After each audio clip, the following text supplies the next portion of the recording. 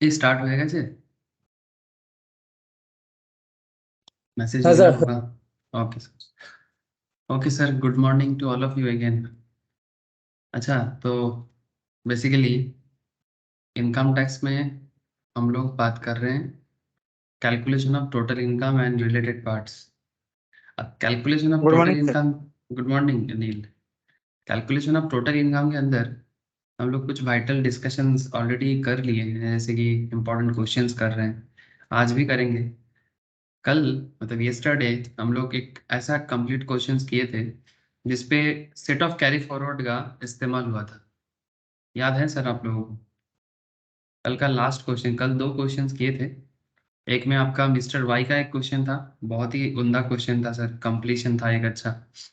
और उसके साथ फिर एक क्वेश्चंस किए जहाँ पर डिफरेंट काइंड ऑफ इनकम के साथ, डिफरेंट हेड्स ऑफ इनकम के साथ किसी बंदे का इनकम था। और फिर ये स्क्रीन में देखो, आपको दिखाई दे रहा होगा, ये एक अच्छा क्वेश्चन था। ये मिस्टर वाई का क्वेश्चन था जहाँ पर basically PGBP and other source related discussions किया था। और फिर उसके बेसिस में आपको उसको रेक्टिफाई करना था, अदर सोर्स को आइडेंटिफाई करना था, और कैलकुलेशन करना था कि कितना टोटल टैक्स लायबिलिटी, मतलब टोटल इनकम कितना हो सकता है। और उसमें नेशनल सेविंग सर्टिफिकेट में एक इन्वेस्टमेंट था जिसमें ईटीसी का इस्तेमाल करना करना था। तो ये अच्छा क्वेश्चन था एक।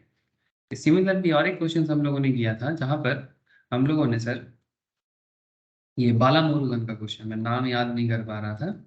ये कुछ दिनों से मेमोरी साथ पे काम नहीं कर रहा है सर, ये due to maybe cold cough जो भी है। तो बाला मुरुगन का जो क्वेश्चन था ये बहुत ही अच्छा क्वेश्चन था।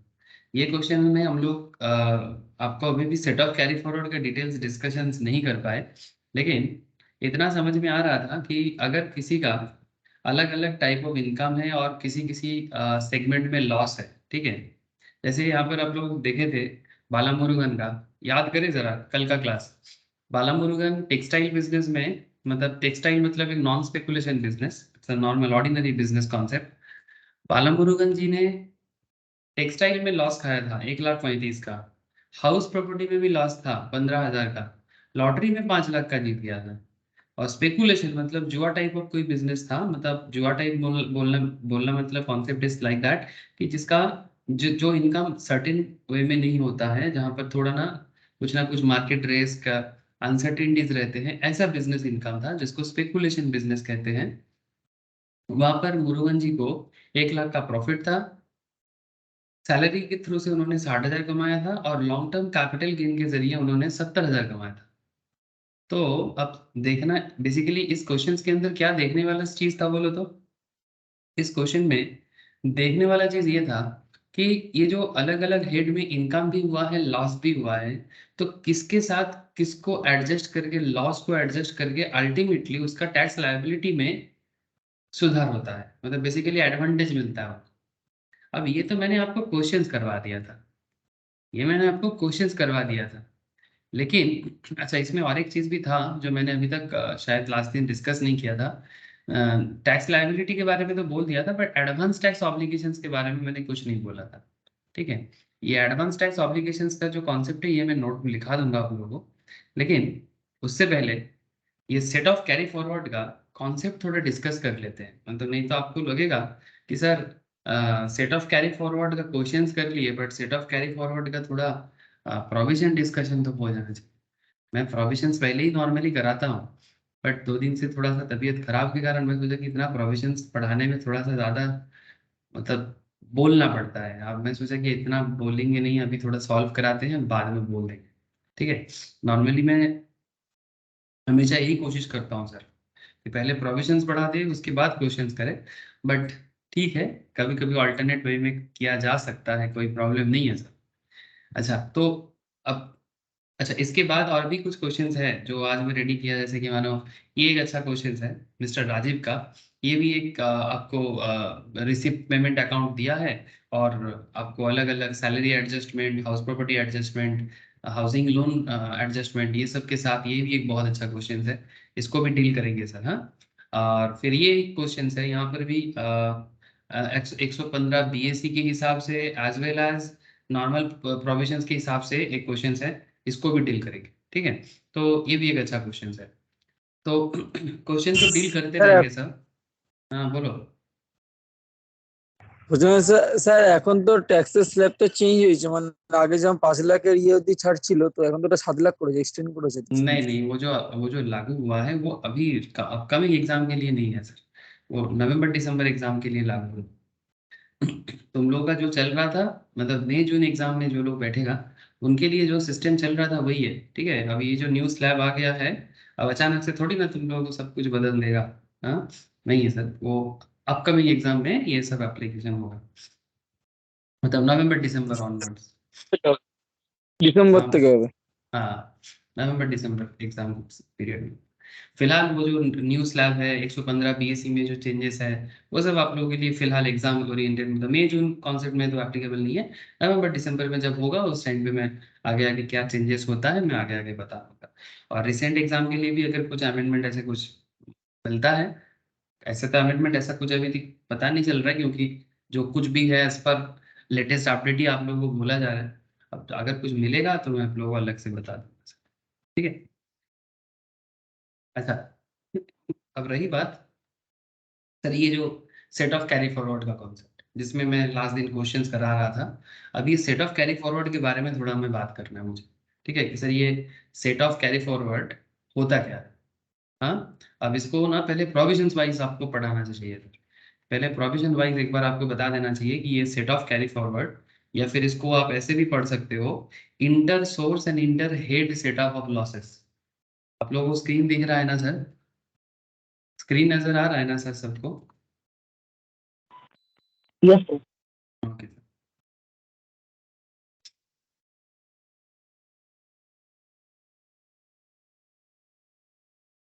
Inter source and inter head setup of losses, मतलब किस हेड के साथ, किस हेड के साथ, मतलब हेड मतलब heads of income. We all know sir कि 5 हेड्स ऑफ इनकम होता है।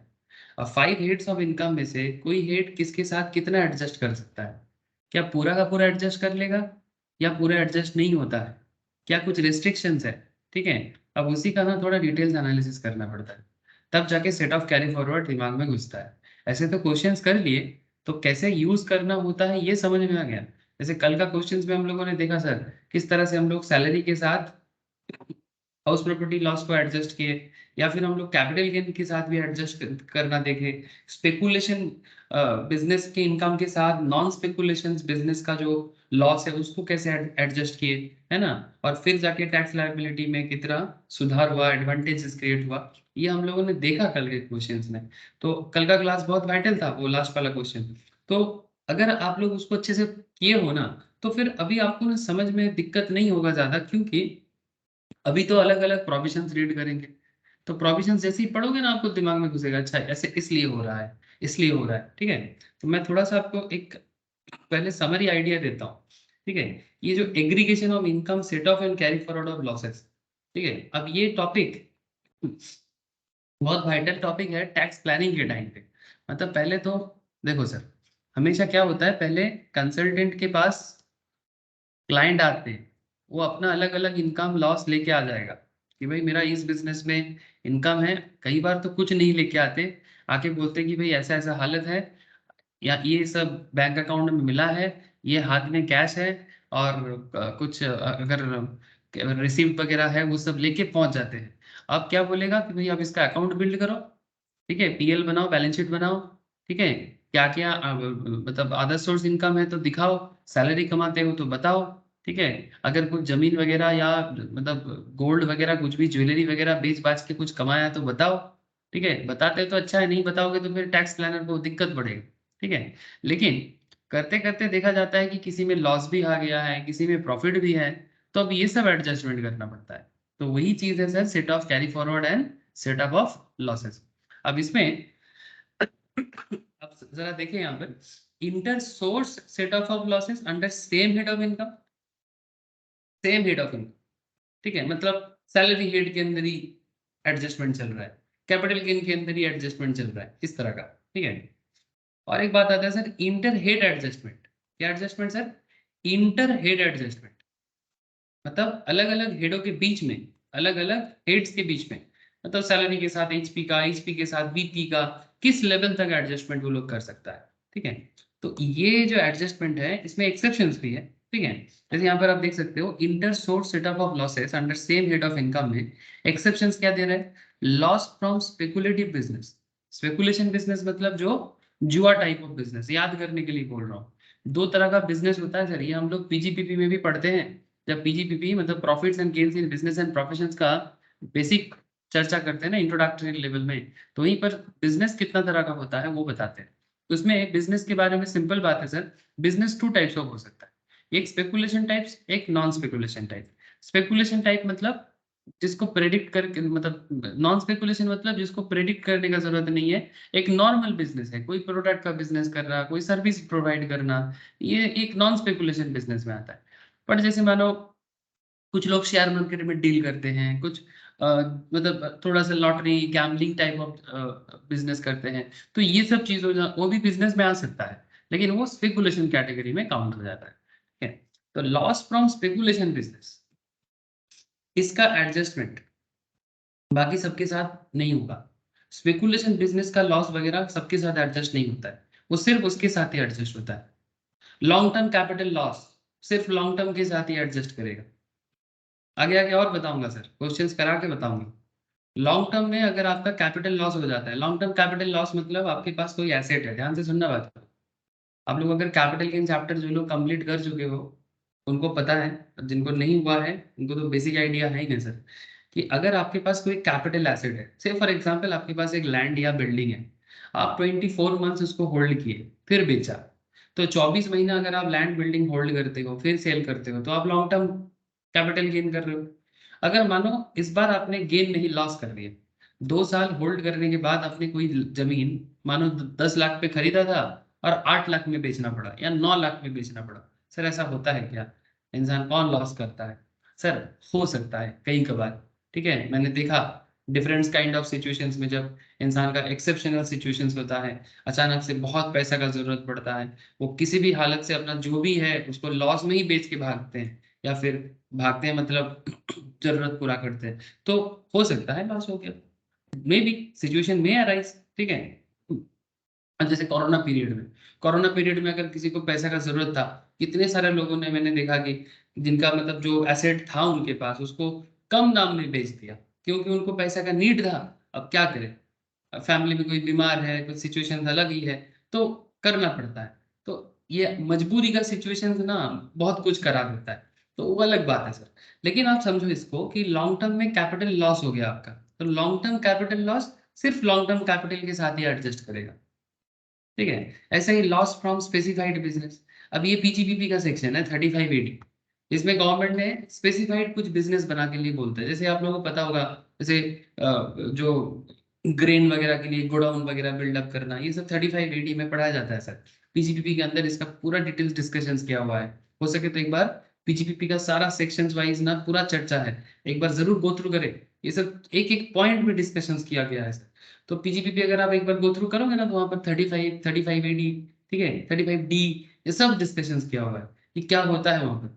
अब जो लोग ऑलरेडी नहीं किए उनके लिए बोल रहा हूँ, जो एक बार रिवाइज कर लोगे तो अच्छा ही रहेगा, और जिनका नहीं हुआ है वो बाद में फिर से लाइव करेगा, don't worry for that. Point is that कि अगर आपका स्पेसिफाइड बिजनेस, जो गवर्नमेंट स्पेसिफाइड बिजनेस है, जो गवर्नमेंट आपको स्पेसिफिकली कुछ कारण में आपको बेनिफिट देने के लिए करने के लिए बोलता है, अब अगर आपको उस बिजनेस में लॉस है तो उसका लॉस को एडजस्टमेंट उसी के इनकम के साथ ही हो सकता है, किसी और के साथ नहीं। और एक देखो यहाँ पर क्या बोलता है, loss from the activity of owning and maintaining race horses. ये जो रेस हॉर्स के लिए जो लोग हॉर्स रेस मेंटेन वगैरह करता है ना, maintaining and owning race horses. अब रेस हॉर्स में जो लोग घोड़ दौड़ के लिए जो लोग बेसिकली मेंटेनेंस वगैरह का काम करते हैं, वो भी एक बिजनेस है, ठीक है। अब ऐसे बिजनेस में अगर किसी को लॉस होता है तो वो बिजनेस का लॉस किसी और किसी के साथ एडजस्ट नहीं करेगा, वो सिर्फ और सिर्फ रेस हॉर्स विनिंग वगैरह के साथ ही एडजस्ट करेगा। तो ये कुछ एक्सेप्शनल सिचुएशन है। ऐसे भले ही बोल रहे हैं inter source setup of losses under same head of income, but same head of income में भी कुछ एक्सेप्शंस है, ठीक है। सेम हेड ऑफ इनकम में भी कुछ एक्सेप्शंस है, इंटर सोर्स में भी एक्सेप्शंस है, मतलब सारे के सारे लॉसेस हर किसी के साथ एडजस्ट नहीं करता है, ठीक है। इंटर हेड में भी देख सकते हैं आप, इंटर हेड में जैसे देखो ना, यहाँ पर कुछ बोला है। अच्छा ये आगे आगे मैं और बताता हूँ आपको। Loss from the head PGBP, profits and gains of business or professions cannot be set off against income under the head salary। क्या बोला? Loss under the head PGBP, मतलब अगर किसी का PGBP लॉस है, PGBP लॉस मतलब, PGBP loss मतलब profession या बिजनेस करके लॉस, ठीक है। मतलब अगर आप कोई प्रोफेशनल हो, हम लोग ऐसे बहुत क्वेश्चंस किए रिसेंटली, तो अगर आपका कोई प्रोफेशन है, अगर आपका कोई बिजनेस है और अगर आपको वहां पर लॉस हो रहा है, तो loss under the head PGBP, profits and gains of business और profession, can not be set off against income under the head salary. Salary income के साथ आप PGBP लॉस को एडजस्ट नहीं कर सकते, एकदम क्लियरली बोला, इस बात का ध्यान रखना पड़ेगा। Loss under the head capital gain cannot be set off against income under any other head। Capital gain का जो लॉस है, वो कैपिटल गेन को छोड़ के किसी इनकम के साथ आप उसको एडजस्ट नहीं कर सकते। Loss under the head capital gain can not be set off against income under any other head. Speculation loss, speculation business का जो लॉस है, speculation loss, loss from specified business etcetera under 35 AD and loss from activity of owning and maintaining resources cannot be set up against income under any other head। और साथ में और एक point बोलता है, लॉस फ्रॉम हाउस प्रॉपर्टी। अगर आपको house property में रेंटल इनकम में लॉस हो रहा है, ठीक है, मतलब हाउस प्रॉपर्टी है आपका, आप उसको रेंट पे देके इनकम करते हो, बट आप लॉस में जा रहे हो सर, मतलब रेंट नहीं मिल रहा है, समथिंग लाइक दैट। तो लॉस फ्रॉम हाउस प्रॉपर्टी, ऐसे हाउस प्रॉपर्टी हेड के डिस्कशन में ये सब आपको और डिटेल्स में पता चलता है। Loss from house property can be set off against income under any other head only to the extent of 2 lakh। मतलब house property loss max to max 2 lakh तक एडजस्ट हो सकता है। यस्टरडे क्वेश्चंस किए थे जहां पर 15,000 का हाउस प्रॉपर्टी लॉस था, याद करो जरा। ये जो क्वेश्चन हम लोगों ने किया था, इसमें हम लोगों ने क्या देखा था, हाउस प्रॉपर्टी में लॉस था पर 15,000 का लॉस था।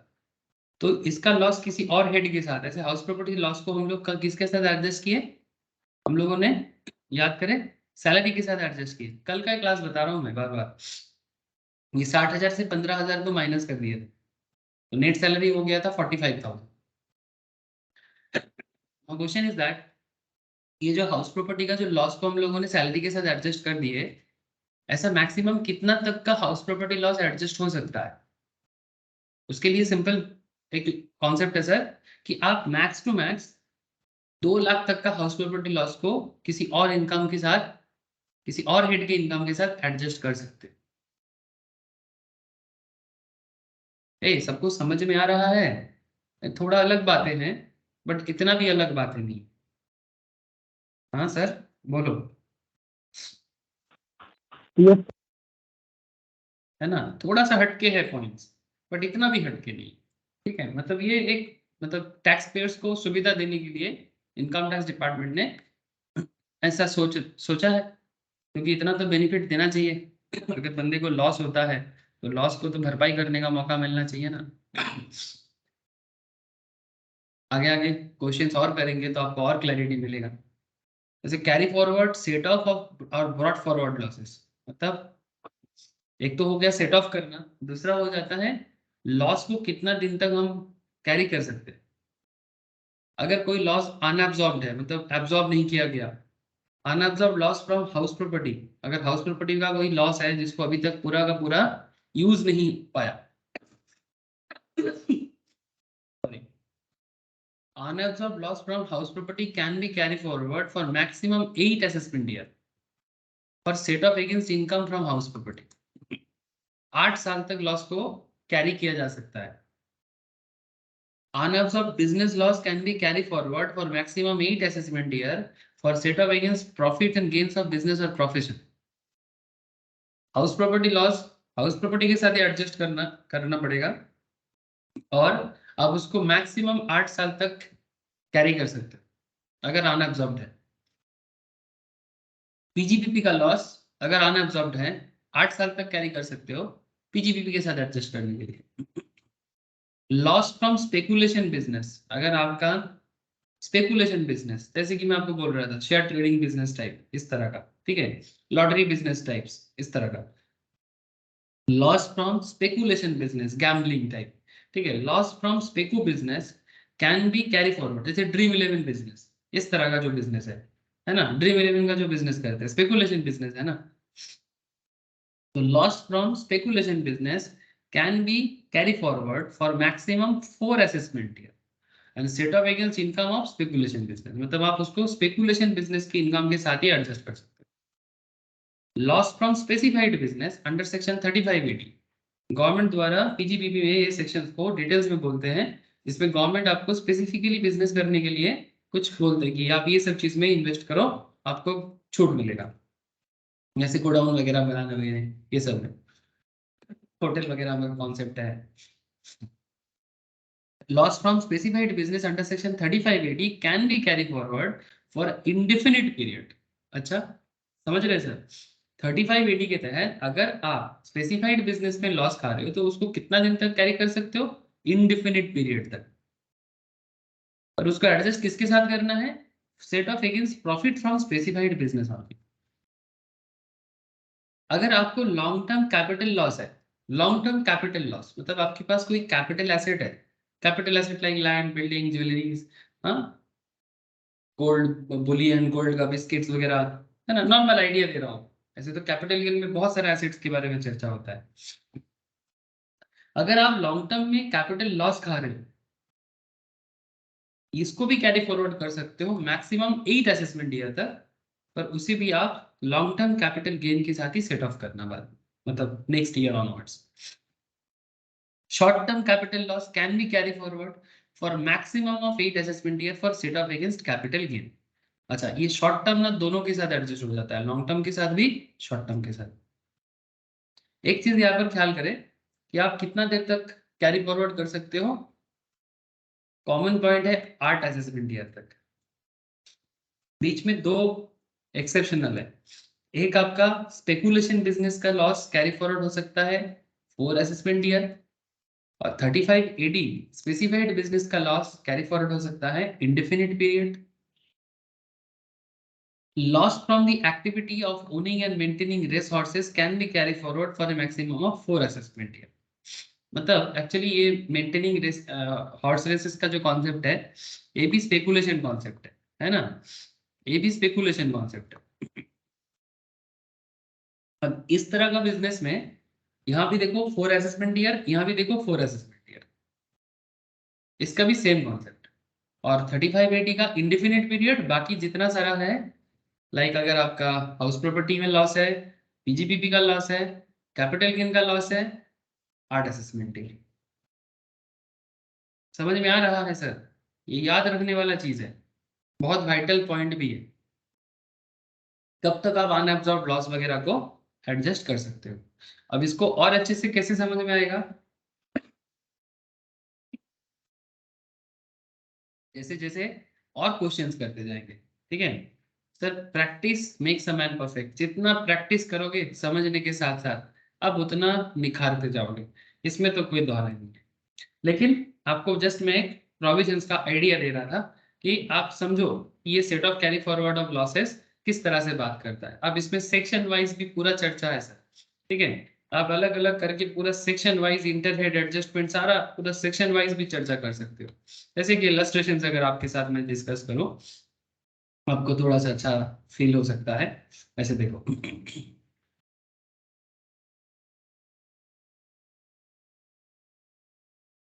एक एग्जांपल देखो, मिस्टर ए जिनका एज है 35 ईयर्स का, उन्होंने कुछ फॉलोइंग पर्टिकुलर्स आपके सामने रखा है। कहता है कि इनकम फ्रॉम सैलरी कंप्यूटेड किया हुआ है 4 लाख का, सेल्फ ऑक्युपाइड प्रॉपर्टी में लॉस है। सेल्फ ऑक्युपाइड प्रॉपर्टी क्या होता है sir, normally self occupied property में लॉस ही होता है, नेगेटिव वैल्यू दिखता है। जिस प्रॉपर्टी में हम लोग रहते हैं, क्या वो मेरा अर्निंग करता है, नहीं करता, लेकिन अगर कोई लोन वगैरह है उस प्रॉपर्टी का तो उसका बेनिफिट आपको मिल जाएगा। लॉस रहना टैक्स के लिए अच्छा है, लॉस रहना टैक्स के लिए अच्छा है ना। तो क्या हो रहा है सर, सेल्फ ऑक्युपाइड का लॉस 70,000 का, loss from let out property, let out मतलब जिसको आप भाड़े पे देते हो प्रॉपर्टी को, मतलब उस प्रॉपर्टी को बनाया गया है लेट आउट के लिए, भाड़े में देने के लिए, लेकिन उसमें भी लॉस है आपका 1.5 लाख का। बिजनेस लॉस आपने खा लिया 1 लाख का, और बैंक इंटरेस्ट आपने रिसीव किया एफडी में 80,000 का। ये आपका इनकम और लॉस का हिसाब है। Now they ask you compute the total income of mister A for assessment year 22-23 assuming that he does not opt for the provisions of 115 BSE। मतलब 115 BSE आप लोगों को पता है न्यू रेजिम है, ठीक है। अब इस पे तो फिलहाल क्वेश्चन ना कर रहा है, तो अभी मैं इसमें फोकस नहीं करता। रेगुलर प्रोविजंस के हिसाब से देखना होगा। क्या हुआ बोलो। স্যার এখানে তো টোটাল হচ্ছে সেল মানে হাউস প্রপার্টি থেকে 2 লাখ টাকা মাইনাস হবে মানে স্যালারির সাথে। अच्छा, हाउस प्रॉपर्टी से 2 लाख माइनस हो जाएगा। देखो सर, হ্যাঁ sir total very good sir. देखो इनकम फ्रॉम सैलरी कितना किया, 4 लाख। अब सैलरी इनकम के साथ अगर मुझे हाउस प्रॉपर्टी एडजस्ट हो सकता है, ठीक है, क्योंकि हम लोग अभी अभी पढ़े सर कि हाउस प्रॉपर्टी का लॉस 2 लाख तक एक्सटेंड करके एडजस्ट हो सकता है, हम लोग अभी अभी पढ़े। नाउ क्वेश्चन इज दैट कि हमारा सैलरी इनकम है 4 लाख का, हमारा सैलरी इनकम है 4 लाख का। अब ये 4 लाख का सैलरी इनकम के साथ अगर हम लोग हाउस प्रॉपर्टी लॉस को एडजस्ट करना चाहते हैं, तो उधर 70,000 का सेल्फ लॉस और लेट आउट का 20 कितना 1.5 लाख है ना। আর হবে लेकिन না मैक्स कितना बोल। 1,30,000 হবে তো স্যার কারণ 70,000 রয়েছে আর তো 2 লাখের মধ্যে তো তাহলে 1,30,000 পড়ে রইলো না। अच्छा, मतलब मैक्सिमम मैं 2 लाख तक जा सकता हूँ, तो लॉस फ्रॉम हाउस प्रॉपर्टी हुआ कितना है, टोटल कितना हुआ है 1.5 लाख का लेट आउट में लॉस है, 1,20,000 और सेल्फ ऑक्यूपाइड में 70,000 का लॉस है, तो हाँ दोनों मिला के होता है 2,20,000। लेकिन मेरा रेस्ट्रिक्शन कितना तक का है, 2 2 লাখ लाख तक का। और ये कौन सा सेक्शन बताता है, 71 सबसेक्शन 3 है। ये जो कॉन्सेप्ट है ये कहाँ बोला गया है, ये कॉन्सेप्ट के बारे में सेक्शन 71 सबसेक्शन 3A बताता है, इसीलिए इसको फॉलो करना पड़ता है। जो कुछ भी हम लोग रूल अप्लाई करते हैं टैक्स में, उसको किसी ना किसी सेक्शन सबसेक्शन क्लॉज के अंदर बोला गया है, तभी उसको फॉलो किया जाता है। ऐसे ही मतलब हवा में थोड़ी कुछ हो जाएगा, ठीक है, पहले लॉ में लिखना पड़ता है, फिर उसको फॉलो करना पड़ता है। तो 4 लाख में से आप 2,20,000 तो माइनस नहीं कर सकते, पर 2 लाख तक माइनस कर सकते हैं। तो इसमें क्या हो जाएगा, आपका नेट सैलरी हो जाएगा 2 लाख। मतलब बेसिकली ये एडजस्टमेंट करने का मौका आपको दिया। अच्छा, बैलेंस 20,000 फ्रॉम हाउस प्रॉपर्टी, ये क्या हो जाएगा, मतलब 2,20,000 में से आप 2 लाख तो एडजस्ट कर लिए ना सैलरी के साथ, 2 लाख सैलरी के साथ एडजस्ट हो गया, लेकिन 20,000 का क्या करें सर, इसको कैरी फॉरवर्ड कर सकते हैं forward to the next assessment year. ये 20,000 नेक्स्ट असेसमेंट ईयर में एडजस्ट हो जाएगा। अगर हाउस प्रॉपर्टी इनकम के साथ है तो उसके साथ एडजस्ट कर लेंगे, या फिर कोई दूसरा हेड के साथ भी एडजस्ट हो सकता है। मैक्सिमम कितना दिन तक इसको इसको कैरी फॉरवर्ड किया जा सकता है, 8 year 8 assessment year. Thank you sir, very good, अभी वही बोल रहे थे सर।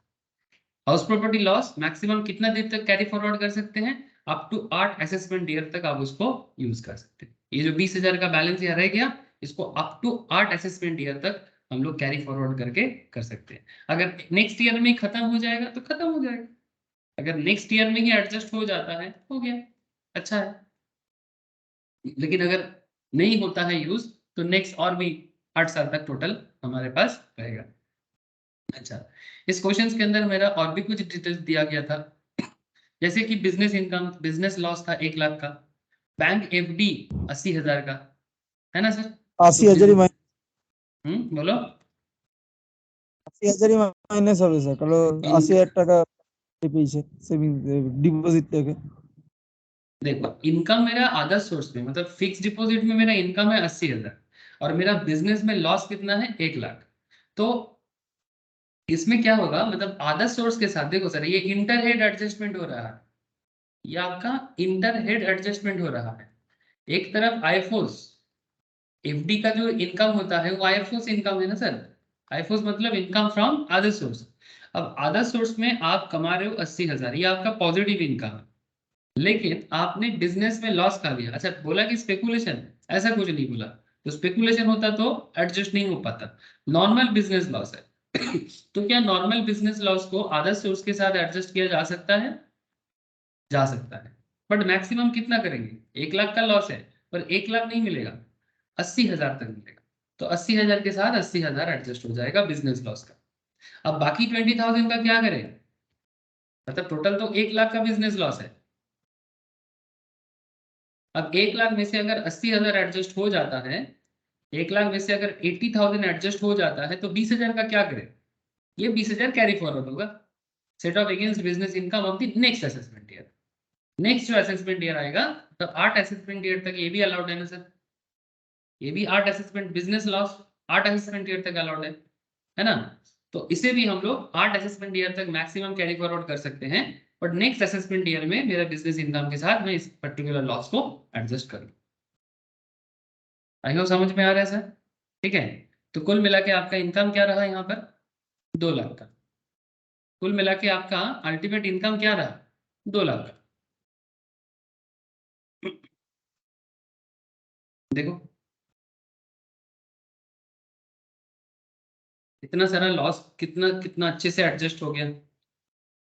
सैलरी भी 4 लाख का था, बैंक इक्विटी भी 80,000 का था, लेकिन ये जो आपका 1 लाख, 1.5 लाख और 70,000, ये जो आपका लॉस हुआ ना, ये एडजस्ट हो गया एज पर दी प्रोविजंस। अब एडजस्ट होने के बाद आपका ग्रॉस टोटल इनकम 2 लाख में आके रुक गया। आपका ग्रॉस टोटल इनकम 2 लाख में आके रुक गया। अब डिडक्शन का अगर कुछ होता, इस क्वेश्चन के अंदर कोई डिडक्शंस का डेटा नहीं है। चैप्टर 6 से जो डिडक्शंस होता है, वो डेटा अगर मिलता तो एडजस्ट कर लेते, मतलब कुछ माइनस करने का मौका होता तो यहाँ पर तो कुछ है नहीं, तो नील। तो अल्टीमेटली आपका total income 2 lakh. Now question is that क्या हमें टोटल इनकम पे ये 2 लाख पे टैक्स देना होगा? हाँ सर, क्या 2 लाख पे टैक्स देना पड़ेगा? ना सर। नो सर, बिकॉज वो बेसिक लिमिट ही क्रॉस नहीं कर रहा। तो ग्रॉस 5 टोटल লাখ इनकम, অব্দি हाँ बोलो। 5 লাখ অব্দি দিতে হতো না স্যার, রিবেট হয়তো মাইনাস হয়ে যেত। हाँ एग्जैक्टली सर, ठीक है, मतलब बेसिक लिमिट क्रॉस नहीं कर रहा है। तो gross total income include salary income of 2 lakh after adjusting loss of 2 lakh from house property. हुआ क्या, वही यहाँ पर बताया जा रहा है। ये जो 2 लाख हम लोगों को मिल रहा है, ये एक्चुअली सैलरी इनकम है, लेकिन सैलरी तो 4 लाख था।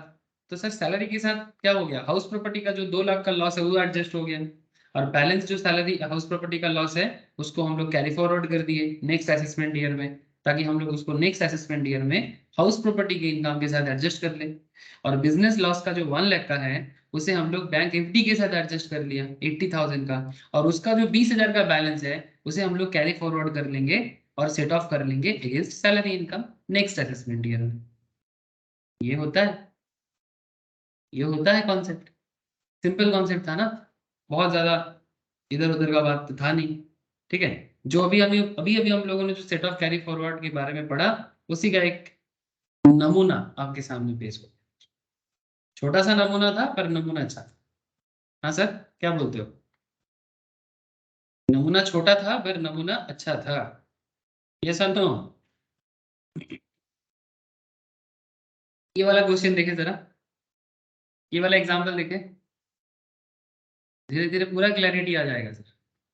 मिस्टर बी, मैं कल बोल रहा था कि सर मैं सेट ऑफ कैरी फॉरवर्ड का क्वेश्चन आ गया है टोटल इनकम में, तो मैं करा दे रहा हूँ, लेकिन आप लोग जब पढ़ोगे समझ जाओगे सर।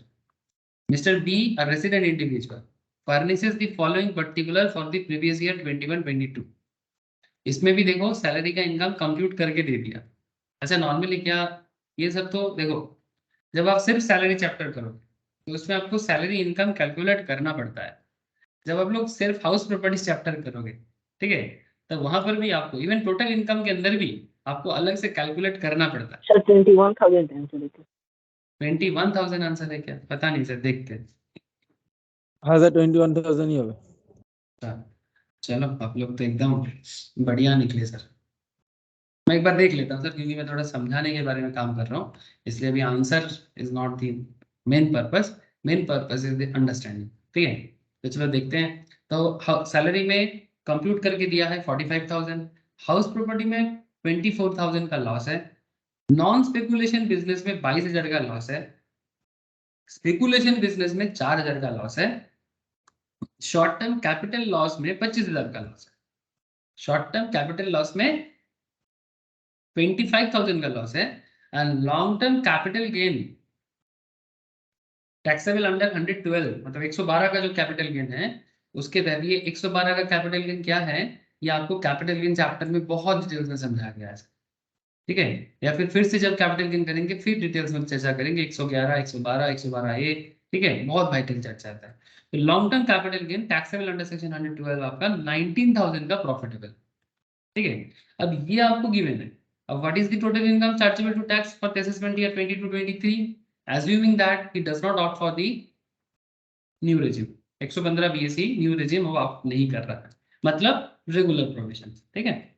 अब अगर ऐसे सिचुएशंस है तो हमें इसको एडजस्ट करके देखना होगा कि क्या इसका एडजस्टमेंट हो रहा है।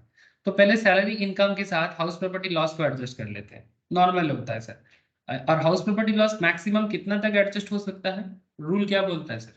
यहाँ पर तो 24,000 का लॉस था, यहाँ पर तो 24,000 का लॉस था, बट हम लोग नॉर्मल सिचुएशंस में मैक्सिमम कितना तक अप्लाई कर सकते हैं? 2 लाख। है ना सर, मैक्सिमम 2 लाख तक एडजस्ट कर सकते हैं अगर मौका मिले तो। मतलब एडजस्ट 2 लाख बोलने से ही एडजस्ट थोड़ी करेंगे, उधर भी तो होना चाहिए।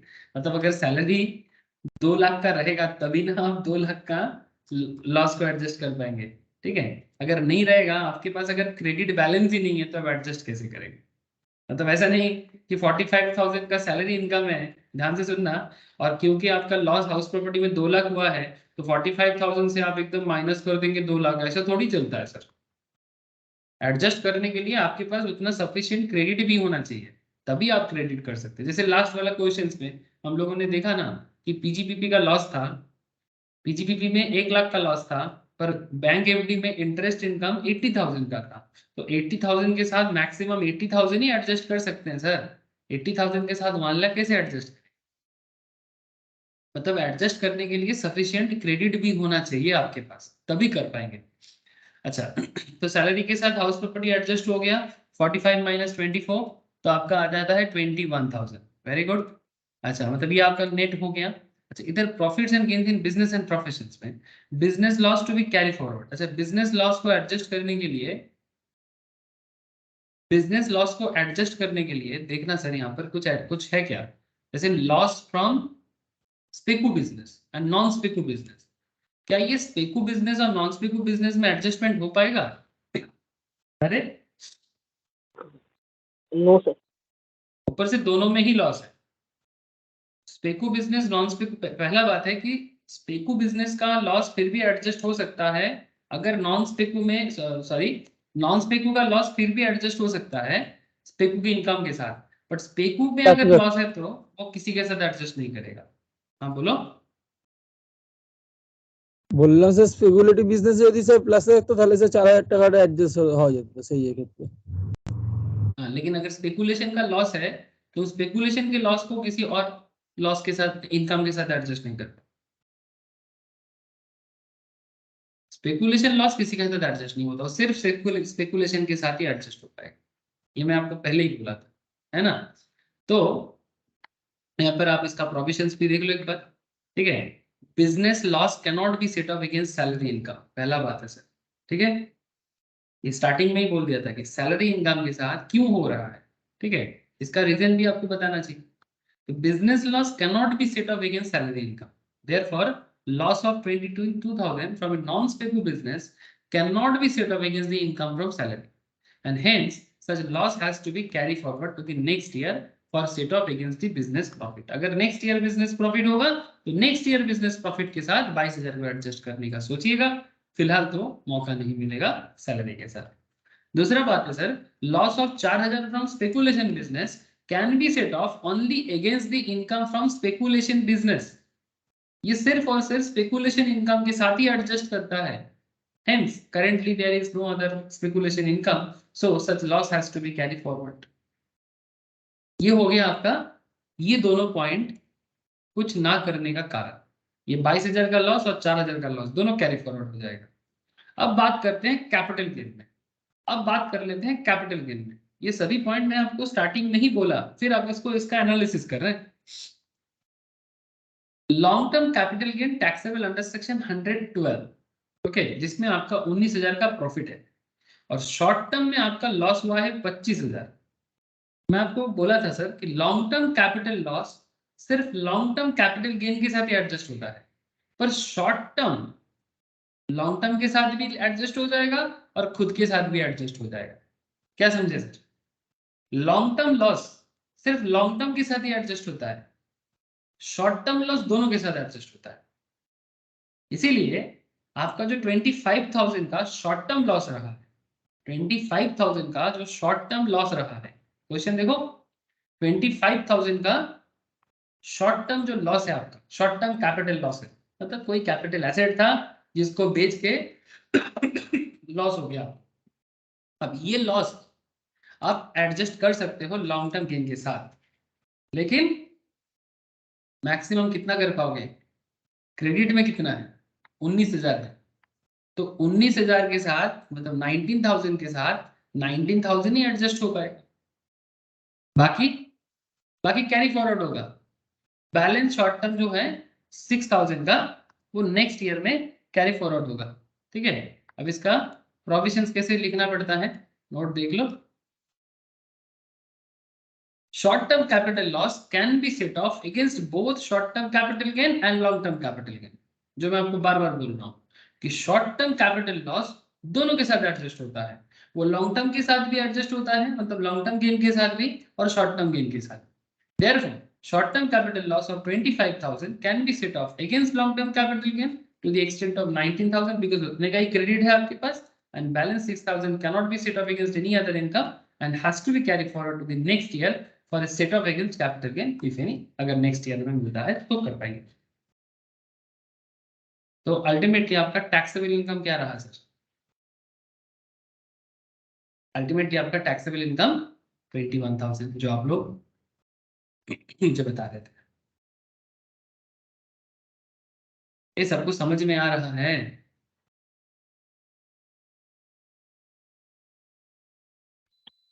Yes sir. ठीक है, इस तरह से पढ़ना है सर, इस तरह से पढ़ना है।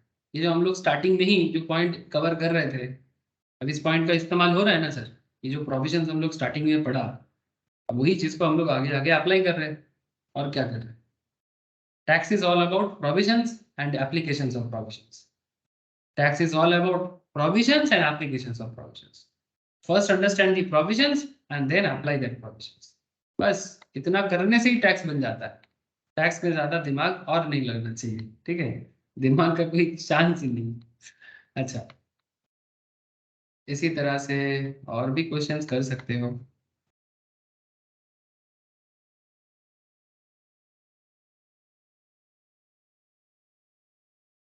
ये वाला कर लिया ना अभी?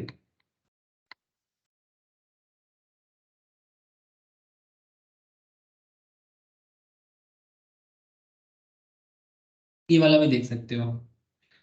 During previous year 21-22, Mr. C has the following income and the brought forward losses. ठीक है, मतलब इनके पास कुछ इनकम है, कुछ इनकम का डिटेल्स है और कुछ पुराना पिछले साल का लॉस है, पिछले साल का ब्रॉड फॉरवर्ड लॉस है। जैसे हम लोग बार बार अभी बोल रहे हैं कि लॉस को कैरी फॉरवर्ड कर देंगे, तो जो अभी का लॉस है हम उसको नेक्स्ट ईयर में कैरी फॉरवर्ड करेंगे, लेकिन जो अभी करंट डेट में है तो कैरी फॉरवर्ड किया हुआ चीज क्या बनेगा, उसको ब्रॉड फॉरवर्ड बोलेंगे, है ना? आप लोग अकाउंट्स में करते तो हो सर, सीडी बीडी, हाँ वही चीज। अब short term capital gain on sale of share, short term capital gain on sale of shares. Shares में कितना कैपिटल गेन है आपका? 1.5 लाख। हाँ बोलो, कुछ कहना चाहते हो?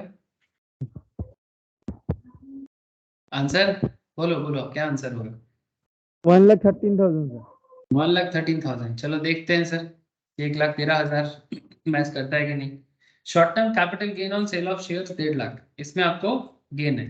लॉन्ग टर्म में आपका 2021 का मतलब पुराना असेसमेंट ईयर का लॉस आपका कैरी फॉरवर्ड हुआ है 96,000 का, शॉर्ट टर्म कैपिटल लॉस 21-22 का 37,000 का, और लॉन्ग टर्म कैपिटल गेन 112 के हिसाब से 75,000 का प्रॉफिटेबल है।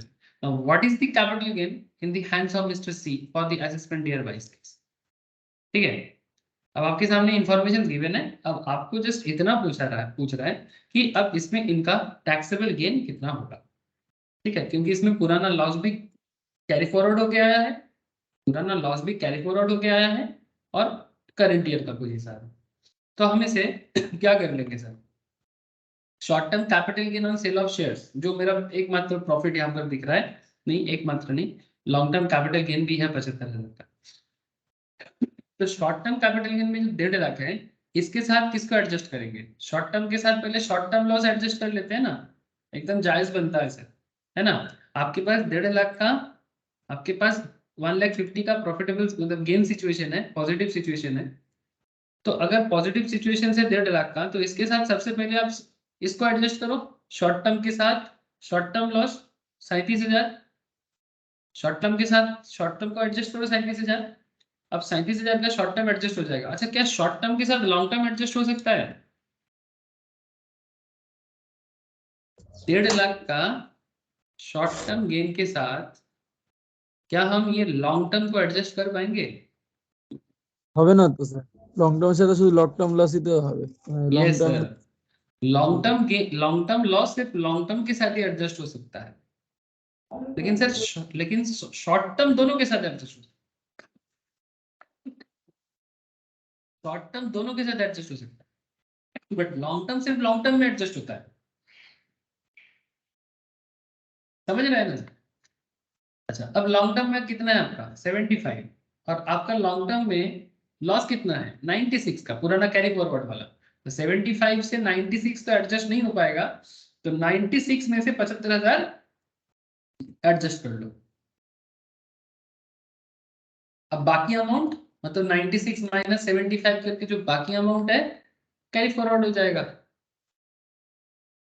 मैक्सिमम हम लोग कब तक जा सकते हैं? 8 साल। अरे मैक्सिमम कितना कैरी फॉरवर्ड कर सकते हैं? 8। तो 80 96 minus 75 and that must be 21,000। ये जो असेसमेंट ईयर 20-21 का जो अभी unadjusted long term capital loss, ये कैरी फॉरवर्ड होगा नेक्स्ट ईयर में to be set off against long term capital gain of that year. जब नेक्स्ट ईयर आएगा, अपकमिंग ईयर में जो भी बैलेंस मिलेगा उसके साथ एडजस्ट करेंगे लॉन्ग टर्म गेन का। तो इस बार आपका आंसर क्या आया? 1,13,000। वेरी गुड सर, समझ में आ रहा है सेट ऑफ कैरी फॉरवर्ड? बोलो। पढ़ने से सब आसानी लगता है, ना पढ़ने से मतलब आसान चीज भी कठिन फीलिंग होता है सर। बोलो सर, बोलो, आप लोग समझ पा रहे हैं कि नहीं समझ पा रहे हैं? मैं सबको पूछ रहा हूँ।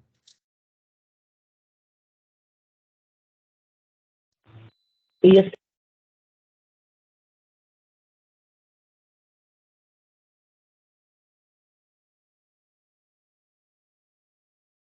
इसी तरह से और भी क्वेश्चंस है सर, कितना क्वेश्चन करोगे? ये रेस हॉर्स का भी देख लो, ये भी बहुत वाइटल है सर, ये रेस हॉर्स बहुत पूछते हैं। Mister D has the following income for previous year 21-22। Income from the activity of owning and maintaining the resources 75,000 का आपका इनकम है।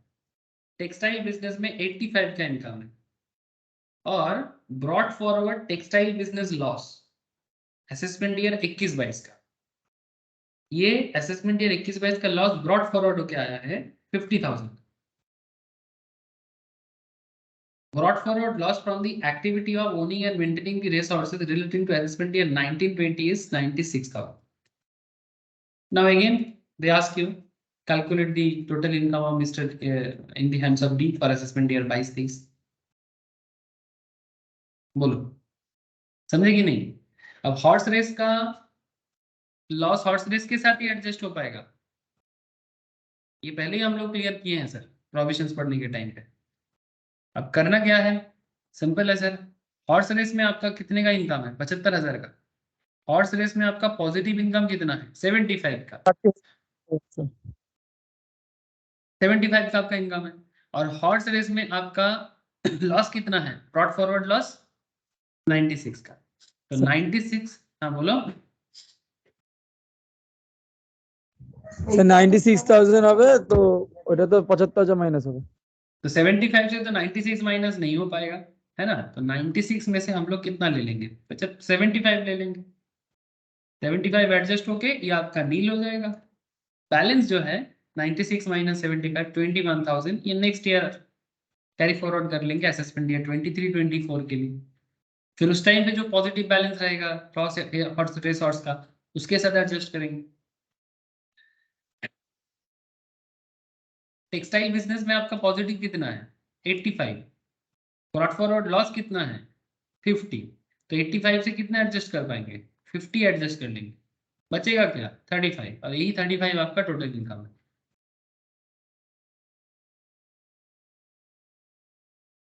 एक बात का स्पेशल ध्यान रखिएगा, loss from the activity of owning and maintaining resources cannot be set off against any other source और head of income.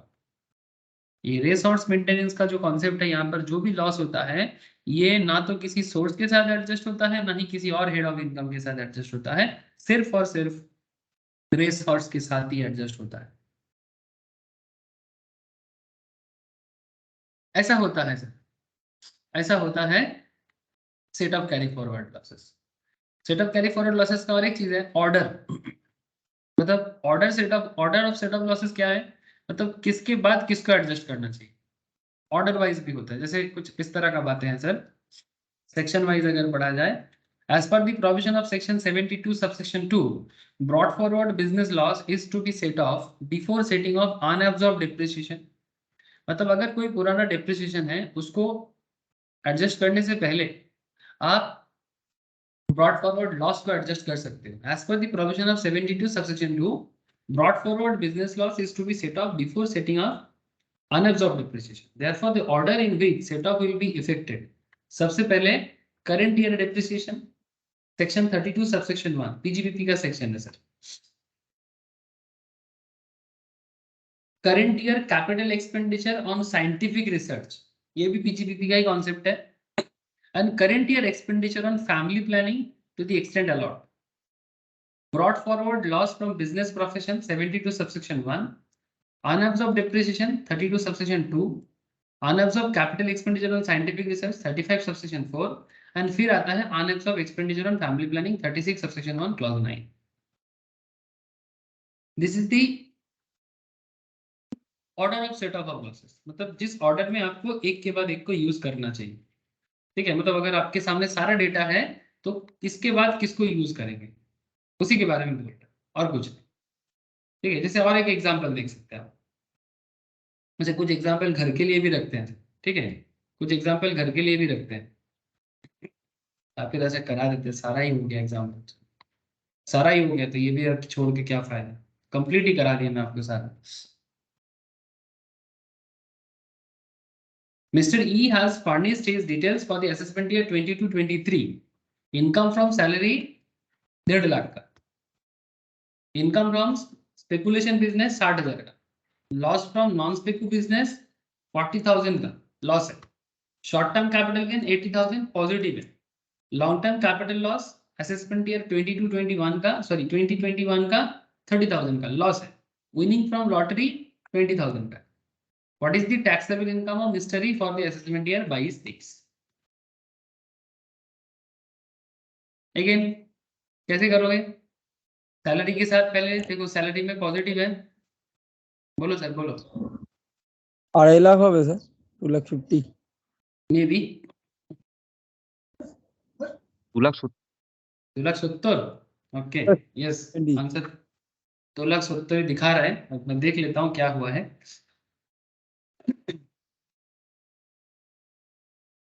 Income from salary हुआ है 1.5 लाख का, है ना, पॉजिटिव में। अब इनकम फ्रॉम सैलरी के साथ आप किसको एडजस्ट करोगे? इनकम फ्रॉम सैलरी के साथ, अच्छा इनकम फ्रॉम सैलरी 1.5 लाख का है, इनकम फ्रॉम स्पेकुलेशन बिजनेस, ध्यान से देखो sir, income from स्पेकू business positive है 60,000, ठीक है। अच्छा, इस स्पेकुलेशन बिजनेस के साथ स्पेकुलेशन बिजनेस का लॉस एडजस्ट हो जाएगा, सॉरी एक सेकेंड, स्पेकुलेशन बिजनेस के इनकम के साथ नॉन स्पेकुलेशन बिजनेस का लॉस एडजस्ट हो जाएगा, please tell me Yes. Yes और नो। Yes. नॉन स्पेकुलेशन किसी के साथ नहीं हो सकता है। यस सर, नॉन स्पेकुलेशन का इनकम मतलब बेसिकली स्पेकुलेशन का इनकम के साथ नॉन स्पेकुलेशन का लॉस एडजस्ट हो जाएगा, बट अगर यही लॉस स्पेकुलेशन का होता तो एडजस्ट नहीं होगा, वो सिर्फ स्पेकुलेशन के साथ वो होगा। सिर्फ नॉन स्पेकुलेशन स्पेकुलेशन का का था। Salary, non yes sir, speculation का सैलरी छोड़ के किसी के साथ नहीं हो सकता। यस सर, ठीक है। तो income from स्पेकू business, income from speculation business 60,000 का है, इसके साथ हम लोग लॉस फ्रॉम नॉन स्पेकू को एडजस्ट कर सकते हैं। तो 60,000 से 40,000 माइनस हो जाएगा, ये पॉइंट सबको समझ में आ जाना चाहिए। स्पेकू speculation loss can only be adjusted with speculation income, but non-speculation loss can be adjusted with speculation income, ठीक है। तो 60,000 से 40,000 एडजस्ट कर लेंगे तो 20,000 का नेट हो जाएगा, बाकी शॉर्ट टर्म कैपिटल गेन 80 का है और लॉन्ग टर्म कैपिटल लॉस 30 का है। लॉन्ग टर्म में कैपिटल लॉस है 30,000 का,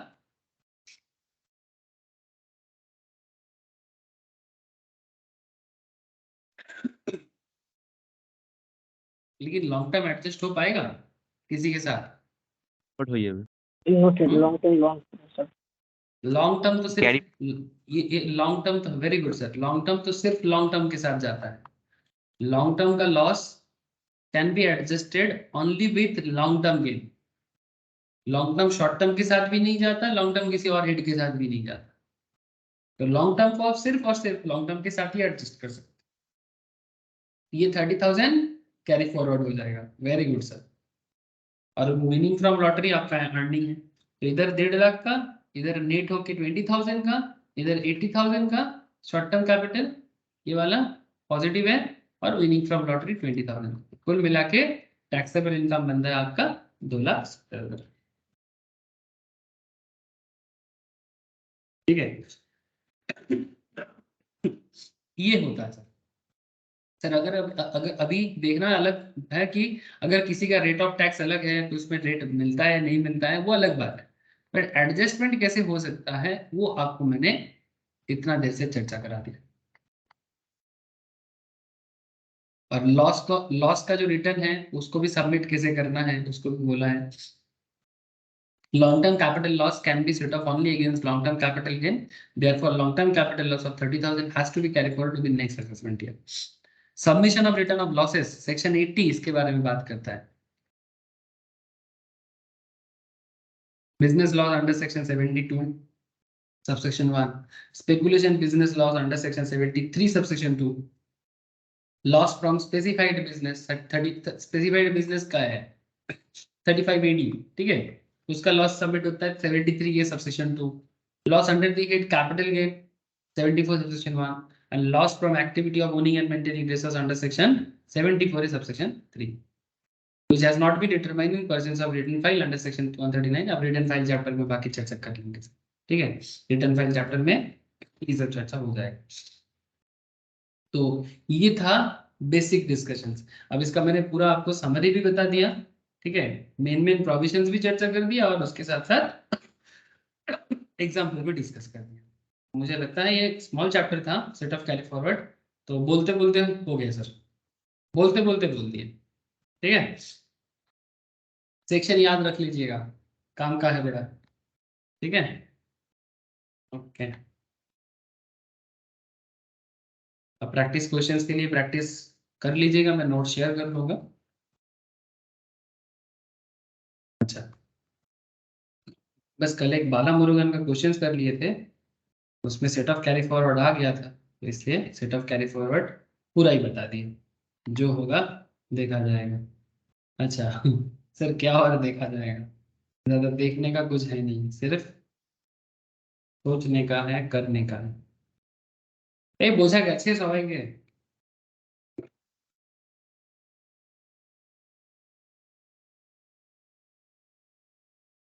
কিরে, सबको ही पूछ रहा हूँ, नॉट जस्ट विश्वजीत, हाँ sir. Surjit, I am asking to everybody. Yes, sir. अब एक क्वेश्चन करते चलो। मिस्टर राजीव, राजीव जी का एज हो गया है 50 साल का। चलो एक क्वेश्चन करो तो। क्वेश्चन करने से टैक्स का आइडिया बढ़ जाएगा।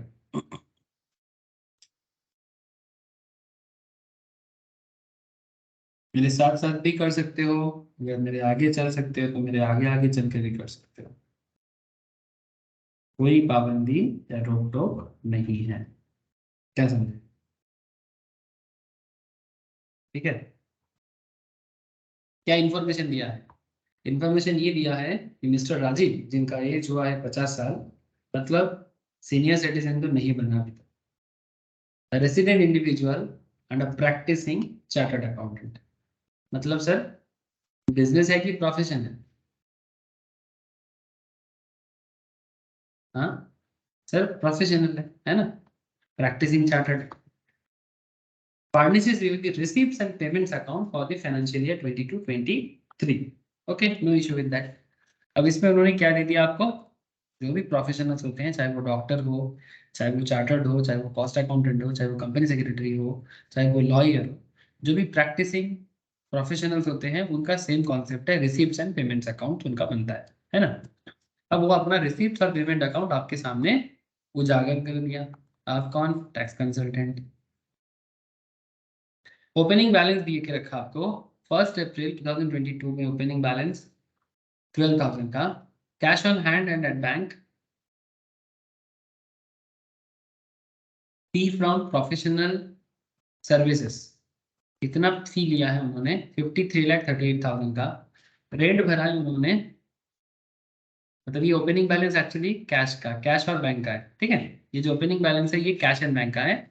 और प्रोफेशनल सर्विस का फी जो उन्होंने लिया वो 59,38,000 का उनका प्रोफेशनल चार्जेस है साल भर का। रेंट दिया उन्होंने, रेंट रिसीव किया 50,000 का। Motor car loan from Canara bank 9% पर आना, 2.5 लाख का। और कुछ इंफॉर्मेशन है रिसिप्ट में? रिसिप्ट में और कुछ तो है नहीं, एटलीस्ट प्रोफार्मा में तो नहीं है, एडिशनल में देख लेते हैं सर। अच्छा, पेमेंट में क्या है एक बार गो थ्रू कर लो sir. Staff salary, bonus, stipend to article clerk, ठीक है? नॉर्मली सीएससी या सीएमए फार्म में जो आर्टिकल असिस्टेंट होते हैं उनको दिया जाता है ना। तो चाहे वो स्टाफ हो, चाहे वो आर्टिकल असिस्टेंट हो, उनको जो सैलरी बोनस एक्सेट्रा दिया गया है दैट इज 21,50,000 का। ओके। अदर एडमिनिस्ट्रेटिव एक्सपेंसेस 11,48,000 का। ऑफिस का रेंट पे किया उन्होंने 30,000 का। Housing loan repaid to SBI, housing loan repay किया स्टेट बैंक को, जिसमें इंटरेस्ट है 88 का। सर ध्यान रखना स्पेशली, क्योंकि इंटरेस्ट में कुछ सुविधाएं मिलते हैं। 1,88,000 का टोटल लोन रिपे, 1,88,000 जिसमें इंटरेस्ट है 88। लाइफ इंश्योरेंस प्रीमियम पे किया उन्होंने 10% ऑफ सम एश्योर्ड 24,000 का। मोटर कार जो उन्होंने एक्वायर किया जनवरी 2023 में बाय अकाउंट पे चेक, जिसका वैल्यूएशन है 4,25,000 का। Medical insurance premium for self and wife, खुद के लिए और अपने बीवी के लिए, ठीक है? पेड बाय अकाउंट पे चेक, है ना सर? पता रखे सर, ये अकाउंट पे चेक बोलने के पीछे का कारण क्या है? क्योंकि कैश पेमेंट में कई बार आपको वो सुविधा नहीं मिलता है, इसीलिए बोल दिया जाता है। 18,000 का। जब बुक्स बॉट, खरीदा, किताब खरीदा 1 जुलाई 2022 को, जो बेसिकली एनुअल पब्लिकेशंस है,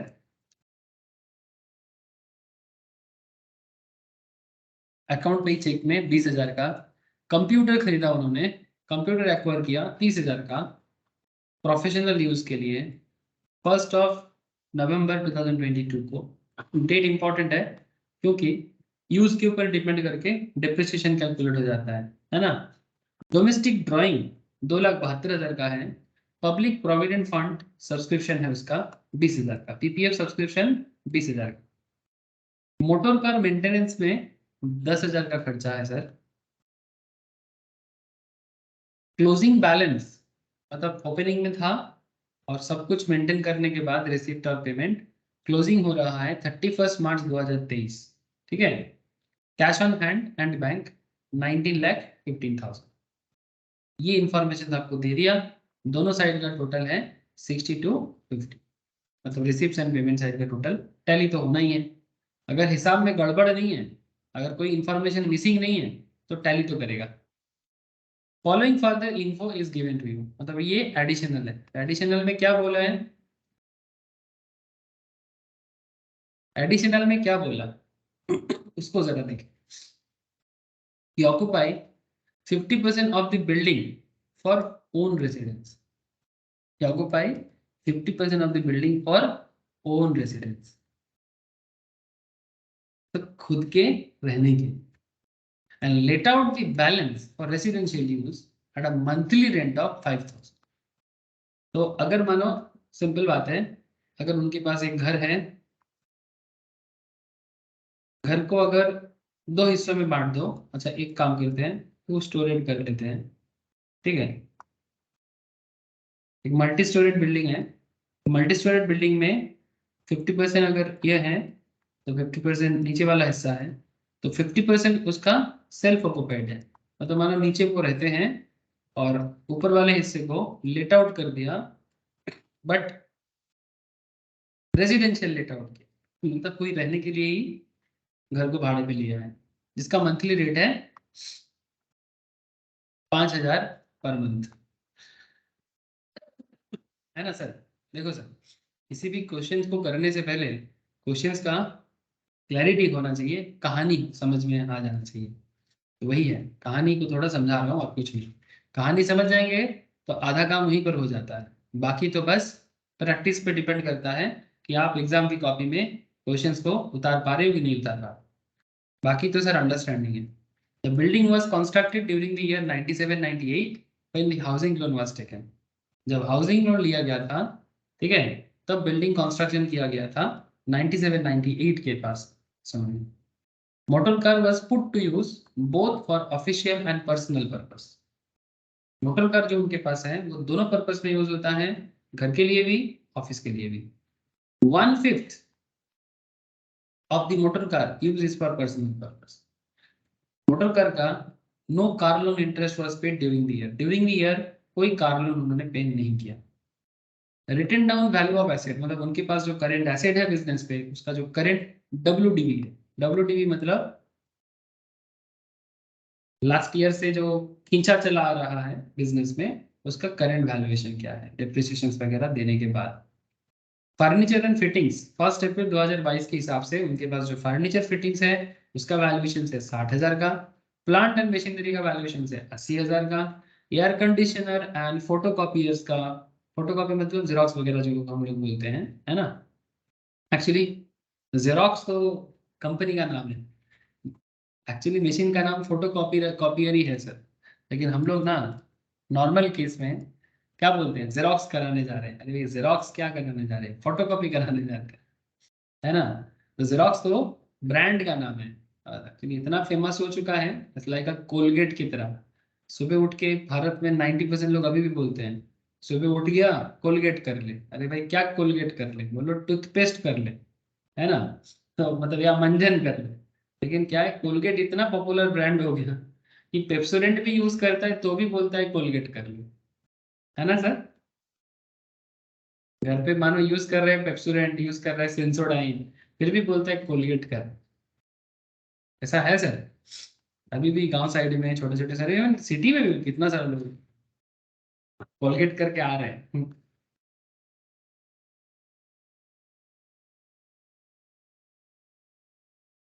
अच्छा, air conditioner, photocopiers etcetera, computers 50K का, 50,000। Mister Rajeev follows regularly the cash system of accounting. इस बात का ध्यान रखना sir, cash system of accounting बोला है, एक्रूअल बेसिस में नहीं बोला। मतलब जब हाथ में आता है तभी अकाउंट्स में एंट्री करता है, अदरवाइज नो। इससे बहुत कुछ फर्क पड़ता है, कैश सिस्टम में बहुत कुछ फर्क पड़ता है। मतलब जो ड्यू है, ड्यू एंट्री का कैलकुलेशन नहीं होता है। ऐसे क्वेश्चंस पहले भी कराया, फिर से करा रहा हूँ। Compute the total income of mister Rajiv for the assessment year 23-24, assuming that he has not opted to pay tax under section 115 BSc, use नहीं होगा। बोलो, क्वेश्चन समझ में आया?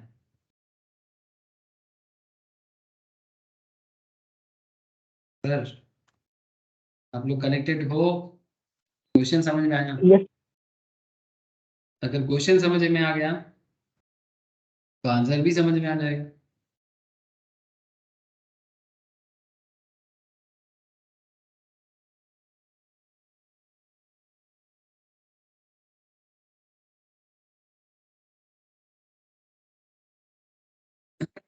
तो एक काम करते हैं, एग्जाम्पल 6 हमारे क्वेश्चन जो हम लोग चले आ रहे हैं सर। मिस्टर राजीव,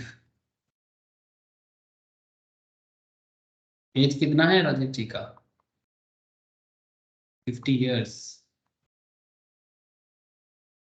50 साल के राजीव जी, प्रैक्टिसिंग प्रोफेशनल है।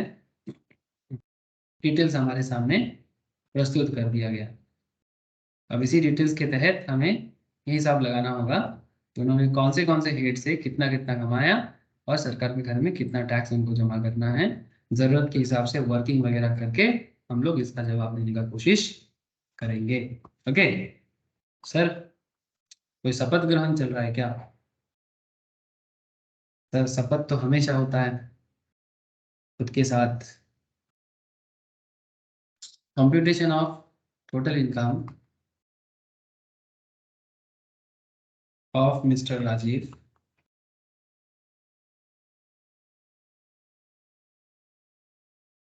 For assessment year 23-24, previous year 22-23। ठीक, प्रीवियस ईयर 22-23। अच्छा ये जो इनका जो डिटेल्स दिया है, इसमें अगर आप देखो तो इसमें पीजीबीपी भी है ना? इसमें पीजीबीपी भी है, इसमें आपका पीजीबीपी से ज्यादा हाउस प्रॉपर्टी है, पीजीबीपी है। मतलब रिसिप्ट पेमेंट का डिटेल्स तो आपको दिख ही रहा है, रिसिप्ट पेमेंट का डिटेल्स तो आपको दिख ही रहा है। बट रिसिप्ट पेमेंट के साथ साथ अगर हम लोग ज्यादा देखें तो इनका हाउस प्रॉपर्टी रिलेटेड डिस्कशंस बहुत है ना? तो एक काम कर लेते हैं साहब, इनका हाउस प्रॉपर्टी रिलेटेड डिस्कशंस पहले कंप्लीट कर लेते हैं। मतलब हाउस प्रॉपर्टी का क्या हिसाब किताब है थोड़ा देख लेते हैं, क्योंकि उन्होंने भाड़ा दिया है ना सर, सेल्फ ऑक्युपाइड और लेट आउट, ये कहाँ गया इंफॉर्मेशन? ये जो बिल्डिंग का 50% for own residence and let out the balance, तो इसका हिसाब कर लेते हैं। तो लेट आउट इसमें क्या होगा ना, हाउस प्रॉपर्टी का कैलकुलेशन हो जाएगा। ये थोड़ा हटके क्वेश्चंस है। मतलब देखो हर क्वेश्चन देखने में थोड़ा सिमिलर लग सकता है, बट क्वेश्चन के अंदर का सवाल का वेटेज देख के, सवाल के अंदर क्या पूछा है उसके ऊपर बेस करके आपको जवाब में चेंजेस करना पड़ता है। ये फिक्स नहीं है सर, ये आपको वेरिएबल है। अच्छा तो एक काम कर लेते हैं, एक पर्टिकुलर बना लेते हैं और अमाउंट के लिए 2 कॉलम खींच लेते हैं। अब इनकम फ्रॉम हाउस प्रॉपर्टी अगर मैं बताऊं आपको, अब इजीली कैलकुलेट कर सकते हो। जो लोग हाउस प्रॉपर्टी हेड कंप्लीट कर भी चुके हो और जो ना भी किए हो, जो कर चुके हो उनको समझ में बहुत आसानी से आ जाएगा, और जिनका नहीं हुआ है वो फिलहाल मेरे साथ साथ समझ जाएगा कि मैंने क्या किया और क्यों किया। बाकी जब हाउस प्रॉपर्टी का डिटेल्स डिस्कशन वो सुनेगा, लाइव हो या बैकअप, तब उसको और क्लियर हो जाएगा हाउस प्रॉपर्टी में होता क्या है। तो इनकम फ्रॉम हाउस प्रॉपर्टी, इसमें आपने दो तरह का घर देखा। क्या देखा? एक आपने सेल्फ ऑक्युपाइड घर देखा।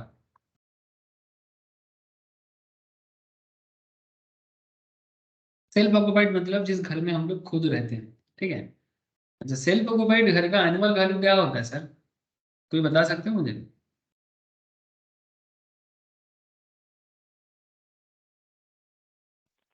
नील।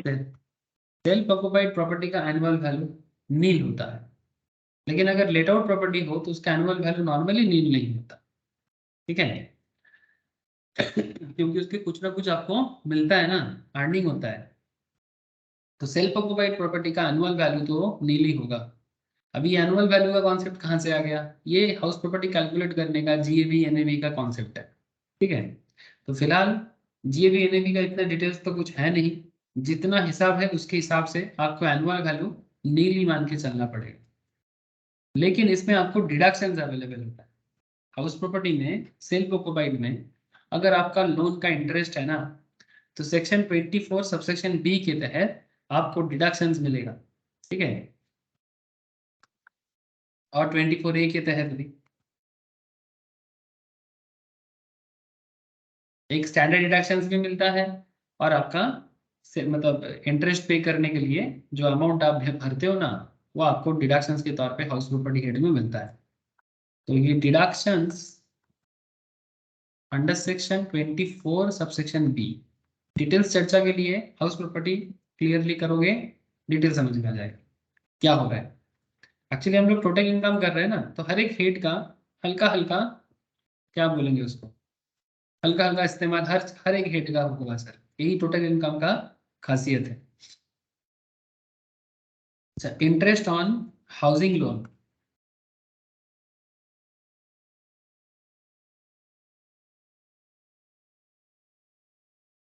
इंटरेस्ट ऑन हाउसिंग लोन कितना कितना कितना माइनस होगा सर?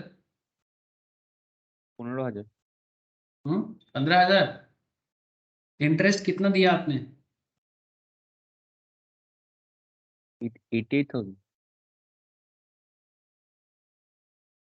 फिर 15,000 क्यों बोला? না, লিমিট তো হচ্ছে মানে 30,000 লিমিট আছে, তো সেখান থেকে মানে 50-50 হয়ে যাবে। লেট আউটে 50 আর সেলফ অকুপেড।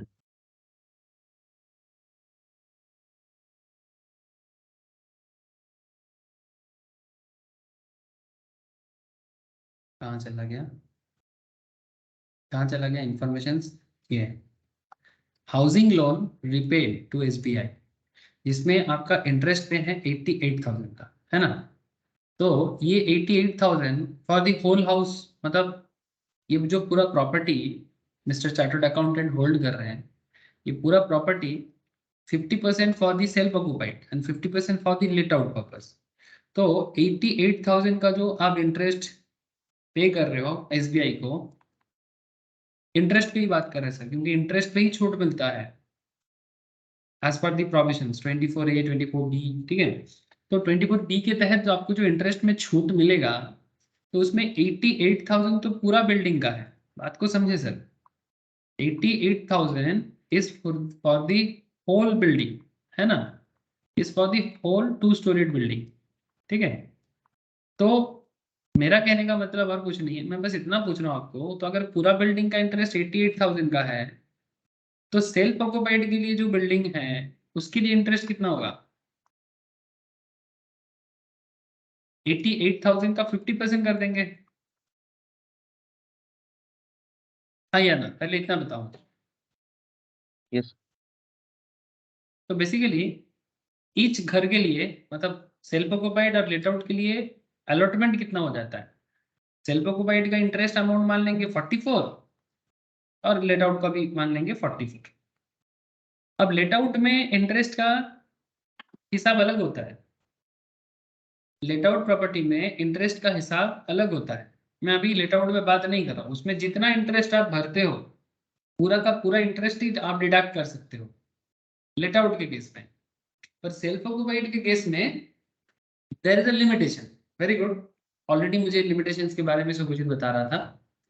तो लिमिटेशन का क्या रूल है कि आप मैक्सिमम कितना इंटरेस्ट माइनस कर सकते हो, ऐसे तो सेल्फ ऑक्युपाइड के लिए भी आपका इंटरेस्ट अमाउंट होता है 44,000 का। अब हाउस प्रॉपर्टी आपको क्या मौका देता है? हाउस प्रॉपर्टी आपको बोलता है income under house property section 24 subsection B कि आप जितना सेल्फ ऑक्युपाइड के लिए इंटरेस्ट भरते हो उसमें आप मैक्सिमम या तो 30,000, मैं जस्ट दिखा रहा हूं अभी, या तो 2 लाख तक का इंटरेस्ट अमाउंट डिडक्शन के तौर पे दिखा सकते हो। Now the question is that 30,000 कब, 2 लाख कब? कौन मुझे बताएगा सर? 30,000 कब अप्लाई होता है? हाँ बोलो। 30,000 হবে মানে 1,499 পরে হলে, যদি রিকনস্ট্রাকশন আর রিপেয়ারিং হয় তাহলে 30,000, আর 5,000 কনস্ট্রাকশন হয় তাহলে 2 লাখ টাকা হবে, আর 1,499 আগে হলে তাহলে 30,000 টাকা হবে। Very good sir. Mainly concept is that कि मेनली आपका जो लोन है ये कंस्ट्रक्शंस के लिए होना चाहिए, मतलब हाउसिंग कंस्ट्रक्शंस या फ्लैट खरीदना इसके लिए होना चाहिए। दूसरा बात, द मोस्ट इंपॉर्टेंट पार्ट, ये हाउस प्रॉपर्टी हेड के डिस्कशंस है, इसमें मैं ज्यादा डिटेल्स में नहीं करूंगा अभी। हाउस प्रॉपर्टी हेड अगर आप पढ़ेंगे ना तो आपको ऐसे ही याद आ जाएगा। हाउस प्रॉपर्टी क्लियरली बोलता है कि अगर आप 1/4/1999 के बाद लोन लेते हो, ये पहला कंडीशन।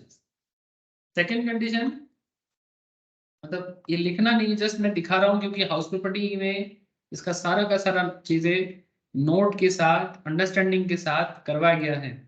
ठीक है, अगर आप 1/4/99 के बाद लोन लेते हो, कंस्ट्रक्शन और एक्विजिशंस के लिए ही लेते हो लोन, और लोन लेने के 5 साल के अंदर अगर कंस्ट्रक्शन कंप्लीट करते हो, ठीक है, लोन लेने के विद इन 5 इयर्स के अंदर अगर आप कंस्ट्रक्शन या एक्विजिशंस कंप्लीट करते हो तो आपको 2 लाख तक का इंटरेस्ट में बेनिफिट मिलेगा, मतलब आप माइनस कर सकते हो, जो आपका इनकम टैक्स लायबिलिटी को कम करता है।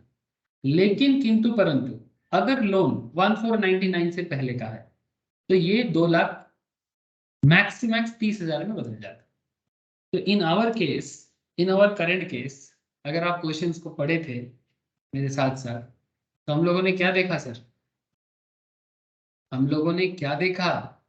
हम लोगों ने ये देखा, the building was constructed during the year 97-98 when the housing loan was taken. तो लोन कब लिया गया था?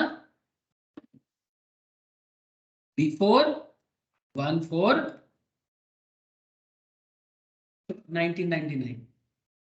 तो क्योंकि लोन 1/4/99 के पहले लिया गया है तो आपको 2 लाख तक का बेनिफिट तो नहीं मिलेगा। तो कितने का मिलेगा? Maximum 30, maximum 30। लेकिन सर बन तो रहा था 44। हाँ sir that's okay, but rule के हिसाब से जाना पड़ेगा। बन रहा था 44, बट हम लोग रूल के अगेंस्ट में जाके काम नहीं कर पाएंगे। तो interest on housing loan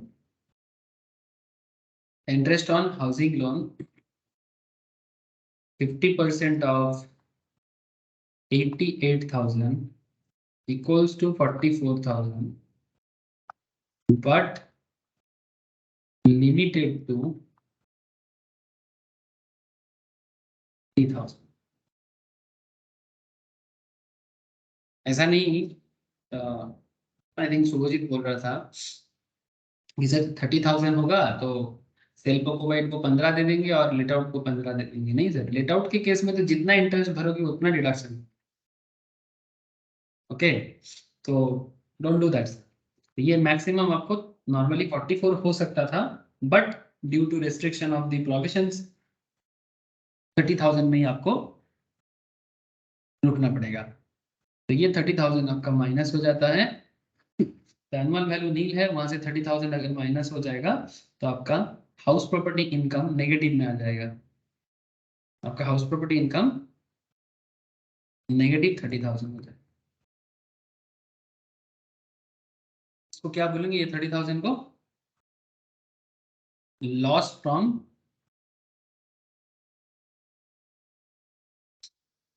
self occupied property. एक बात याद रखिएगा हमेशा, अगर सेल्फ ऑक्युपाइड प्रॉपर्टी में लोन का इंटरेस्ट है तो सेल्फ ऑक्युपाइड प्रॉपर्टी आपको ऑलवेज एक लॉस का बेनिफिट देके जाएगा, और ये बेनिफिट सरकार आपको देना चाहता है।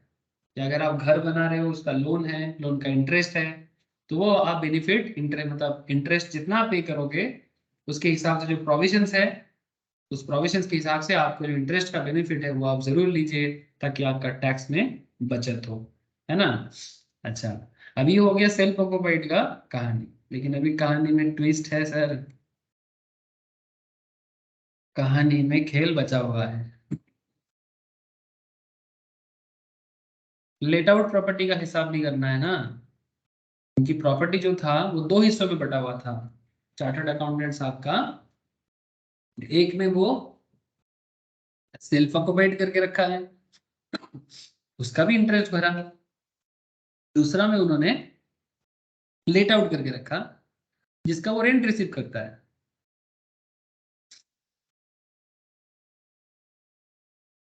तो लेट आउट प्रॉपर्टी में एनुअल वैल्यू क्या होना चाहिए? नॉर्मली सर इंफॉर्मेशन क्या दिया जाता है सेल्फ मतलब लेट आउट प्रॉपर्टी वगैरह के केस में? आपको standard rent, fair rent, municipal rent सब दे देता है, उसको कंपेयर करके निकालना पड़ता है। जस्ट आप लोग एक बार हाउस प्रॉपर्टी क्लास देख सकते हो करेंटली, या रिवाइज कर सकते हो, आपको पता लग जाएगा। लेकिन फिलहाल जो इंफॉर्मेशन है वहां से कैसे निकालेंगे, जितना इंफॉर्मेशन हमारे सामने है वहां से कैसे निकालेंगे? लेट आउट प्रॉपर्टी का एनुअल वैल्यू क्या होना चाहिए? नील तो नहीं होगा सर, कौन मुझे बताएगा कि लेट आउट प्रॉपर्टी जो है उसका एनुअल वैल्यू क्या होगा? Sir 60,000, 5,000 into 60,000 12। क्यों? 60,000 5,000 करके रेंट मिलेगा ना सर, वेरी गुड। 5,000 करके रेंट मिलेगा 12 महीने का, तो बनता है 60,000। ठीक है, normally this is not the proper तरीका, बट तरीका का बात क्या है सर, नॉर्मली अगर कंप्लीट हाउस प्रॉपर्टी क्वेश्चंस होता ना, सिर्फ हाउस प्रॉपर्टी क्वेश्चंस होता, वहां पर मे भी आपको बहुत सारा और इन्फॉर्मेशन जीएबी एनएबी कैलकुलेट करने के लिए मिलता। ठीक है, जिसपे कंपेयर करना पड़ता है आरईआर, ठीक है, एक्सपेक्टेड रेंट, ये सब कैलकुलेट करके, आरओआर ये सब कैलकुलेट करके, रीजनेबल एक्सपेक्टेड रेंट ये सब कैलकुलेशन करके आपको हाउस प्रॉपर्टी में एनएबी कैलकुलेशन हो जाता। लेकिन किंतु परंतु यहाँ पर इतना सारा कुछ है नहीं, तो जो है उसके हिसाब से जितना मुझे रेंट मिल रहा है वही मेरा एनुअल रेट मतलब एनुअल वैल्यू, जितना मेरे को रेंट मिलेगा वही मेरा एनुअल वैल्यू है। ये सिंपल कॉन्सेप्ट है, इतना तो कर ही सकते हैं। ऐसे किसी भी बिल्डिंग का वैल्यूएशन कितना हो सकता है वो उसके रेंट अर्निंग एबिलिटी से पता चल सकता है, जानते हो? मतलब मैं आपको समझाता हूँ, मानो एक बिल्डिंग आपके घर के बगल में या आपके घर के सामने या आपका घर, अगर आप उस घर का बेसिक एज मानते हो कि एक बिल्डिंग 30 ईयर्स का है, एग्जाम्पल दे रहा हूँ एक नॉर्मल, अगर बेसिक बिल्डिंग का एज 30 साल का, मैक्सिमम कितना दिन तक इसका एक बिल्डिंग का लाइफ स्पैन, एज नहीं बोलना चाहिए, लाइफ स्पैन, मानो सिटी में जो फ्लैट होता है ना उसको 30 साल कैटेगरी में ही नॉर्मली देखा जाता है, 30 साल बहुत है। तो अगर कोई बिल्डिंग से आपको मंथली 10,000 पर मंथ का रेंट आता है, तो 10,000 पर मंथ मतलब एनुअल रेंट कितना हो जाएगा? 1,20,000। अब 1,20,000 इंटू 30 करो, कितना होता है बोलो? 30 लाख। 36 लाख। इसका मतलब क्या हुआ जानते हो? अगर कोई प्रॉपर्टी आपको मंथली 10,000 का रेंट प्रोवाइड कर सकता है, ठीक है, तो उस प्रॉपर्टी का मार्केट वैल्यूएशन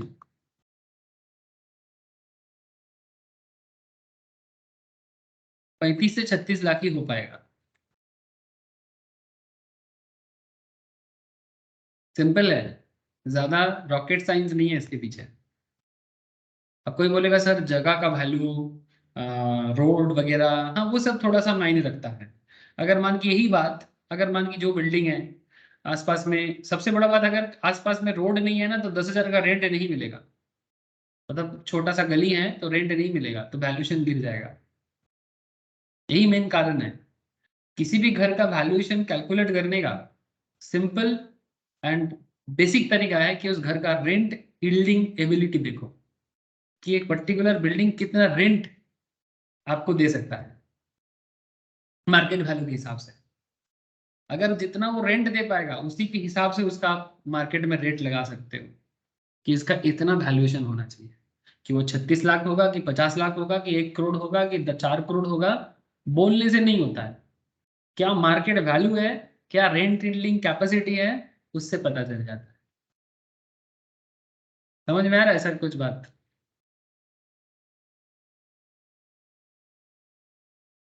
अरे अब ऐसा करके चेक करके देख सकते हो कि किसी भी एरिया में जब न्यू न्यू फ्लैट तो आजकल चारों तरफ हो ही रहा है, आप फ्लैट का दाम पूछो और उस एरिया में जो रेंट में रहते हैं वो कितना रेंट दे रहा है उसको पता करो, और फिर आप देखो कि रेंट और फ्लैट का रेट, मतलब जिस दाम पे फ्लैट बिक रहा है वो रेट का आप डिफरेंस करके देखो, आपको ये जो मैंने आपको अभी बताया ना आपको बहुत मैचिंग मिलेगा। कभी স্যার देखा आप लोग? हाँ বিল্ডিং এ बोलो। লাইফ হয় তো, हाँ মানে যে বিল্ডিং গুলো হয় না, যে ইন্ডিপেন্ডেন্ট হাউস যেগুলো, সেগুলো লাইফ স্প্যান তো কিরকম হয়? Independent building life span no doubt 40 years 50 years तो माना जाता है, फ्लैट से तो ज्यादा ही होगा sir.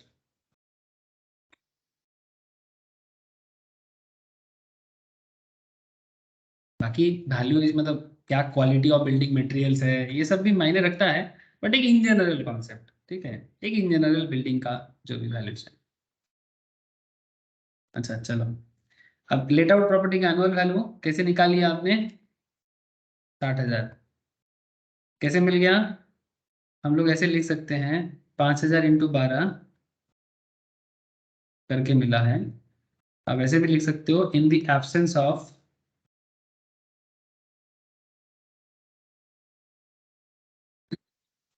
Other information.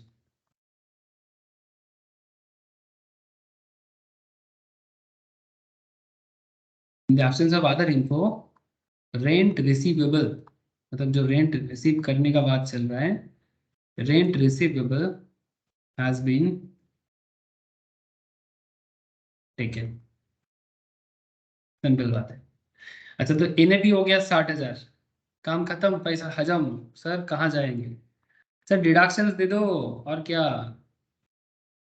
Deductions under section 24 वही 18,000.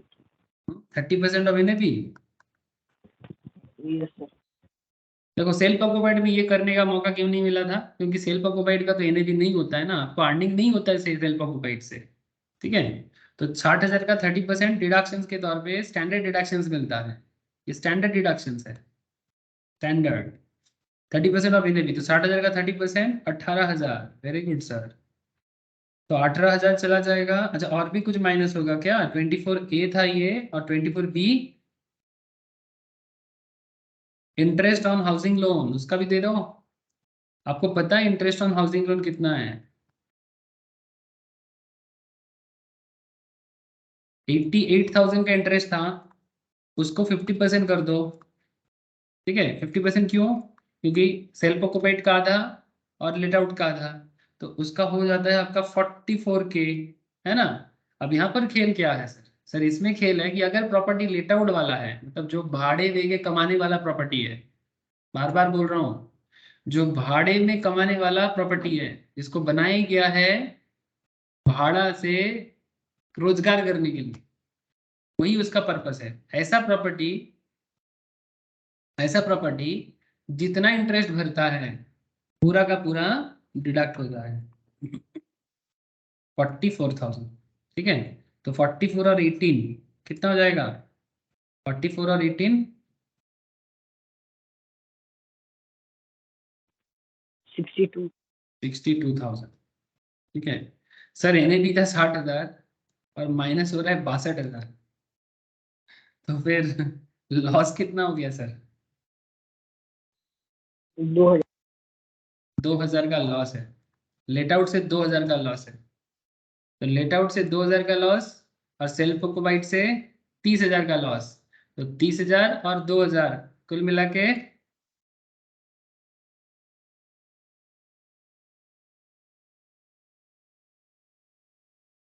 कुल मिला के कितना, आउटर कॉलम में लिख दो 32,000 का लॉस, है ना। कुल मिला के 32,000 का लॉस। इसको क्या बोलेंगे, loss from house property. Loss from house property बन गया। हाउस प्रॉपर्टी का कॉन्सेप्ट क्लियर हो गया सर, ठीक है। अब देख लेते हैं और भी कुछ इंफॉर्मेशन है ना क्वेश्चन के अंदर, उसको देख लेते हैं और क्या इंफॉर्मेशन है और उसको क्या किया जाए। अच्छा PGBP, profits and gains in business and professions. PGBP head से अगर देखो तो ये जो अपना प्रैक्टिसिंग चार्टर्ड है, इन्होंने फीस कमाया। हाँ सर, इन्होंने फीस फ्रॉम प्रोफेशनल सर्विस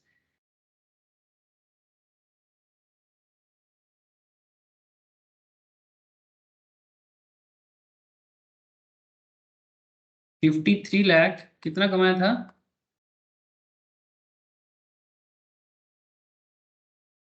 59,38,000 ये इन्होंने इनकम किया था। यहाँ से ना जो एक्सपेंस को माइनस करना चाहिए वो सब एक्सपेंस को माइनस करो और हिसाब लगाओ कि कितना उन्होंने कमाया, मतलब उनका प्रोफेशनल इनकम को थोड़ा सा कैलकुलेट कर लो सर, ठीक है। बहुत इजीली कैलकुलेट हो जाएगा, यहाँ पर ज़्यादा झमेला नहीं है। फीस फॉर प्रोफेशनल सर्विस 59,38,000, ठीक है। इसको अब इनर कॉलम में रख लो, साथ में आप लेस करो जो फीस उनको मिला है, बेसिकली ये इनका इनकम है, ठीक है। अब इनके साथ एक्सपेंस अलाउेबल, मतलब यही उनका प्रॉफिट भी मान सकते हो आप, लेकिन अब इसको एडजस्ट करना है, एक्सपेंस अलाउ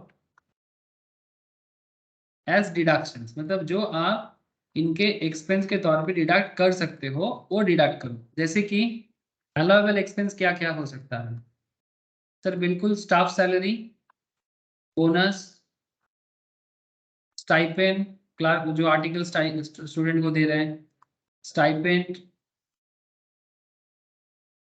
ये सब मिला के उन्होंने कितना दिया था, ये सब मिला के उन्होंने 21,50,000 का दिया था, है ना, 21,50,000 का। तो अब इसे, ये सब लेस अमाउंट को मैं इनर में लिखता हूँ 21,50,000। और क्या, other administrative expense, other administrative expense 11,48,000, ये भी एकदम जायज़ खर्चा है, कोई प्रॉब्लम नहीं है, बिजनेस का प्रोफेशन करते हैं, एडमिनिस्ट्रेशन खर्चा तो माइनस करेगा ना सर। ऑफिस का रेंट दे रहा है, बिल्कुल दे सकता है, उसको भी माइनस करना है।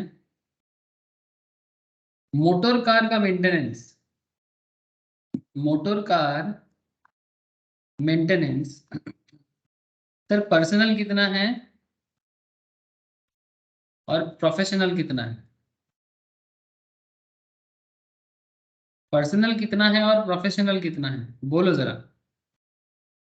मोटर कार 2023 में खरीदा है उन्होंने 4,25,000 का, 4/5 प्रोफेशनल और 1/5 4/5 प्रोफेशनल है, 1/5 पर्सनल है। कहाँ बोला रे, ये इंफॉर्मेशन कहीं तो बोला है। सब नीचे में वहाँ पे एडिशनल, एडिशनल में बोला, ये सब पॉइंट नंबर 2 में, thank you sir. 1/5 of the motor car use is for personal purpose and no car loan interest was paid during the year। चलो बढ़िया है। तो मोटर कार मेंटेनेंस का जो खर्चा है, इसमें कितना खर्चा हुआ,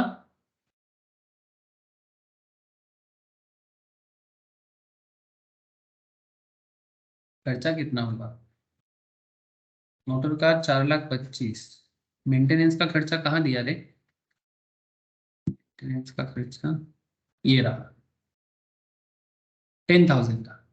कार का खर्चा थोड़ी ना डिवाइड कर पाएंगे, वो तो एसेट है, एसेट का डिप्रिसिएशन जाता है, और मोटर कार में यहाँ पर मेंटेनेंस का खर्चा जो है उसको हम लोग माइनस कर सकते हैं। मोटर कार खरीदा वो थोड़ी ना माइनस कर देंगे, अरे ऐसा गलती ना करें, वो तो कैपिटल है, कैपिटल एक्सपेंस है, वो सब थोड़ी माइनस होगा। मोटर कार का जो मेंटेनेंस अमाउंट है वो माइनस होगा, लेकिन 10,000 टोटल का मेंटेनेंस है। अब मोटर कार मेंटेनेंस का 10,000 का 4/5, कितना होता है 8,000।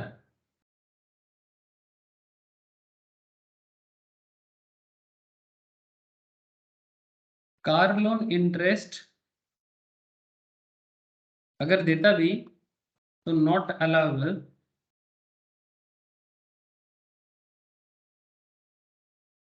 since the same has not been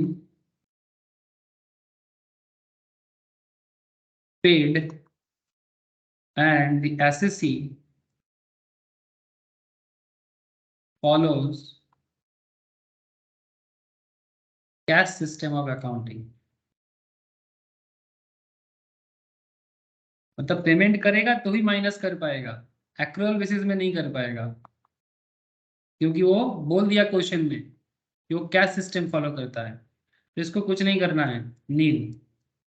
ऐसे तो यहाँ पर कुछ है भी नहीं सर। जो जो खर्चा वो माइनस कर सकता है ना, जो जो खर्चा वो माइनस कर सकता है वो माइनस का टोटल करो। आप मुझे बताओ जरा, ये जो अमाउंट है ये सब माइनस, ये जो माइनस का अमाउंट टोटल करके कितना हो रहा है टोटल, बोलो ना। 33,36,000। 33,36,000। 33,36,000 इसको माइनस करोगे 59,38,000 से, तो 59,38 से 33,36,000 को माइनस करोगे तो कितना बन जाएगा 26,02,000।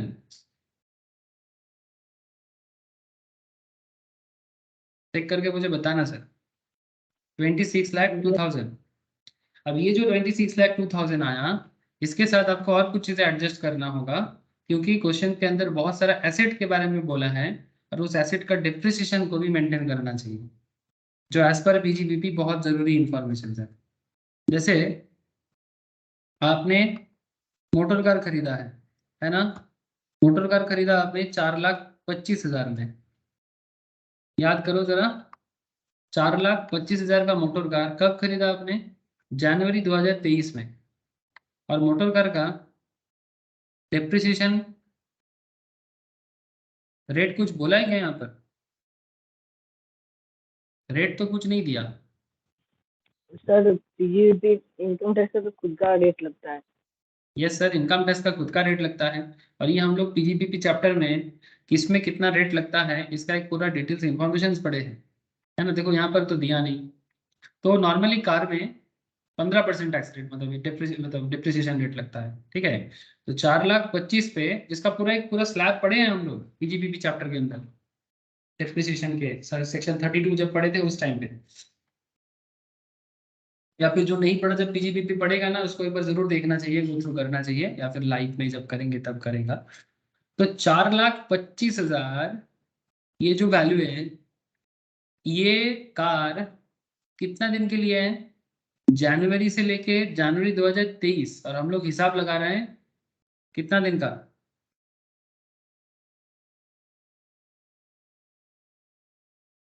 जनवरी 2023 मतलब 23-24 इज माई, ये कौन सा कैलकुलेशन चल रहा है सर, असेसमेंट ईयर 23-24, और उसने असेसमेंट ईयर 23-24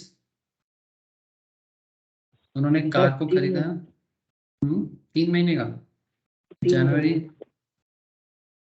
3 महीना, 3 महीना मतलब लेस देन 180 डेज, है ना। 6 मंथ वाला लग जाएगा। मतलब लेस देन 6 मंथ्स वाला, मतलब नॉर्मली रेट क्या है, नॉर्मली रेट है सर 15%। 15%। नॉर्मली डिप्रिसिएशन रेट है 15%, याद रखें। 4,25,000 का हम लोग करेंगे 50% ऑफ 15%, मतलब हो जाता है 7.5%, है ना।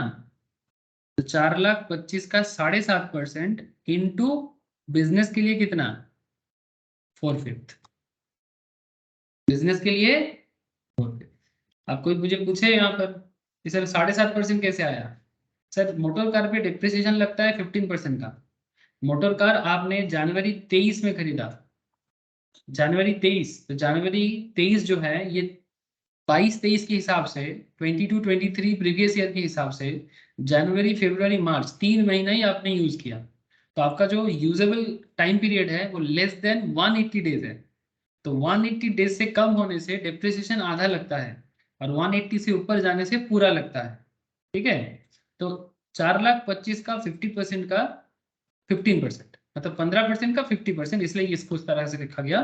तो 7.5% ऑफ 4/5, तो आपका डिप्रिसिएशन हो जाता है कार का 25,500, 25,500। सिमिलर फैशन में आपके पास एसेट के नाम पे बुक्स था। बुक्स जो था सर वो भी एनुअल पब्लिकेशन वाला, मतलब साल भर में जो आता है ना, एनुअल पब्लिकेशंस बोलते हैं उसको। एनुअल पब्लिकेशंस जो आते हैं ना सर, एनुअली जो हर साल जो किताबें लॉन्च होते हैं एनुअल बेसिस में, ठीक है, उसका डिप्रिसिएशन है 40%। एनुअल पब्लिकेशंस जो बुक्स वगैरह होता है उसका डिप्रिसिएशन रहता है 40%, 40। ठीक है, ये देखो, तो 1 जुलाई में लिया था, 1 जुलाई 2022, कितना दिन का हो जाएगा बोलो, हिसाब लगाओ, साल भर का, मतलब 180 डेज से ज्यादा है तो पूरा साल का, 180 डेज से कम है तो आधा।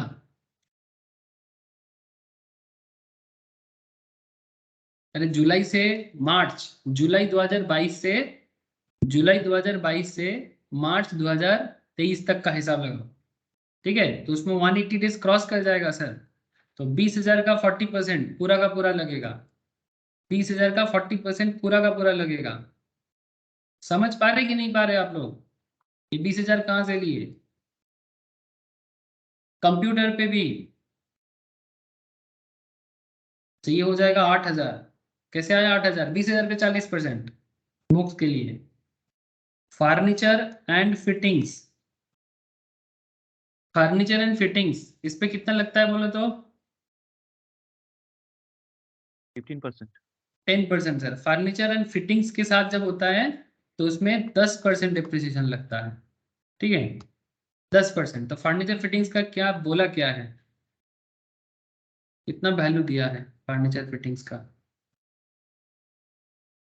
60,000। 60,000 का 10%, तो 60,000 का 10%, तो ये हो जाएगा आपका 6,000। कंप्यूटर प्लांट एंड मशीनरी पे 15% सर, प्लांट एंड मशीनरी पे 15%, ये स्टैंडर्ड है बड़ा। 80,000 का 15%, क्वेश्चन में देखो 80,000 है प्लांट मशीनरी। कब खरीदा था? 1/4/22, मतलब पूरा साल भर यूज हुआ है। 80 का 15, 12।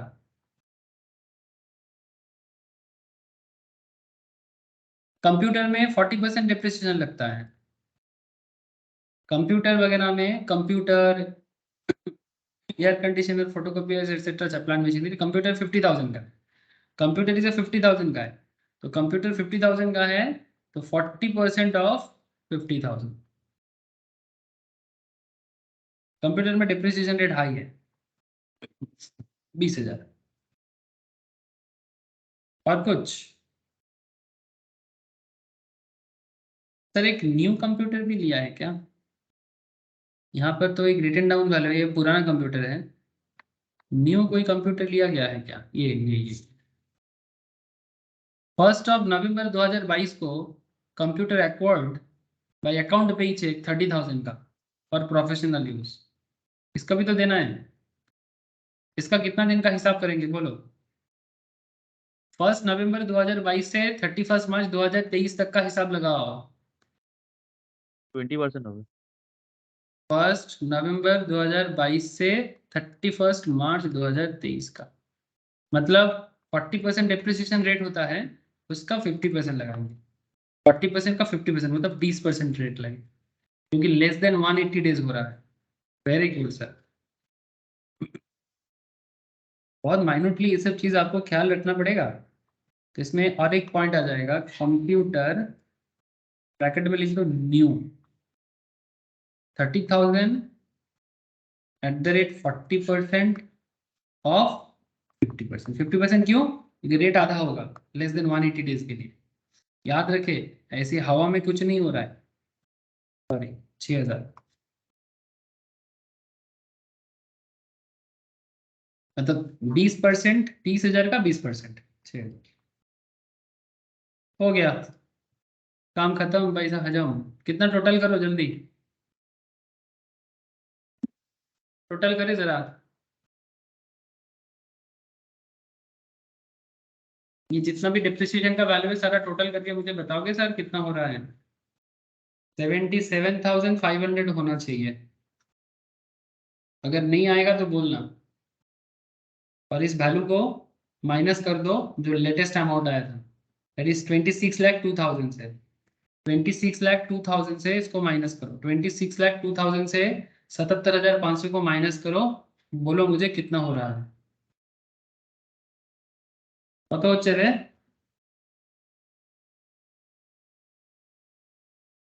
To five two four five zero zero 2524,500 2524,500, ये हो गया 25,24,500। दिस इज योर GTI, ये आपका ग्रॉस टोटल इनकम है सर। ये जो अमाउंट आया ना, gross total income, gross total income मतलब, क्योंकि मेन सारा कंप्लीट हो गया, ग्रॉस टोटल इनकम, ठीक है। अब ग्रॉस टोटल में आने के बाद क्या करें? अब डिडक्शन दे दो, क्वेश्चन में डिडक्शन है सर,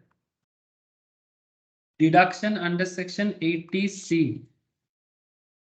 80C का इस्तेमाल करना है। क्या क्या 80C में आएगा?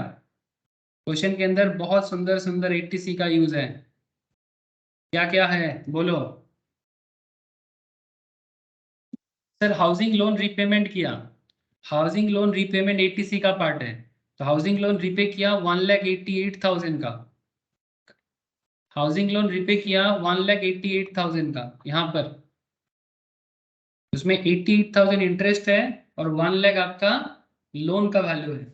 Out of 1,88,000, out of 1,88,000, 88,000 is for interest, तो 1 lakh is for housing loan. ये अमाउंट आप 80C के तहत ले सकते हो, 80C में। तो हाउसिंग लोन रीपेमेंट इसका एक है। अच्छा, पब्लिक प्रोविडेंट फंड का सब्सक्रिप्शन है आपका, मतलब PPF में पैसा डाले हो, कितने का? 20,000 का, ये ले सकते हो। लाइफ इंश्योरेंस प्रीमियम है क्या सर? लाइफ इंश्योरेंस प्रीमियम है, लिया था ना अपने लिए और बीवी के लिए, तब अपने वाइफ के लिए। ये सर ऊपर में 24,000। ये देखो 24,000 है ना, 24,000।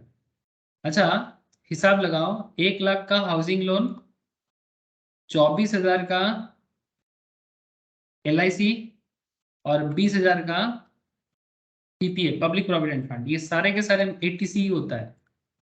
लेकिन कुल मिला के वो कितना रहा? 1,44,000। 80C हमें अलाउ कितना करता है सर? 3 लाख 80C अलाउ करता है मैक्सिमम 1.5 लाख, 1,50,000। तो हम लोग 80C के तहत 1,44,000 ले सकते हैं, बिल्कुल। अच्छा, यहाँ पर ये मेडिकल इंश्योरेंस भी तो आएगा, ये 80D है, medical insurance premium for self and wife. अच्छा, life insurance for self and wife नहीं, लाइफ इंश्योरेंस फॉर सेल्फ था, एक ही बात है। लेकिन 80D है मेडिकल इंश्योरेंस, तो मेडिकल इंश्योरेंस 80D 18,000 ले सकते हैं, 25,000 तक अलाउड है सर, है ना। तो बिल्कुल 18,000 तक ले लेंगे, वो भी अकाउंट पे ही चेक है, कोई कैश पेमेंट नहीं है, बिल्कुल आ जाएगा। तो दो इधर 80C का डिडक्शन अवेलेबल है और 80D का डिडक्शन अवेलेबल है, ठीक है। एक तरफ 1,44,000 माइनस कर पाएंगे और एक तरफ 18,000 माइनस कर पाएंगे, तो दे दो, समझ गए ना। तो housing loan principal payment maximum 1.5 lakh तक ले सकते हो, बट हम लोग यहाँ पर मैक्सिमम कितना ले पाएंगे? 1 लाख ही ले पाएंगे, और कितना? PPF सब्सक्रिप्शन 24,000 का, सॉरी 20,000 का, और LIC प्रीमियम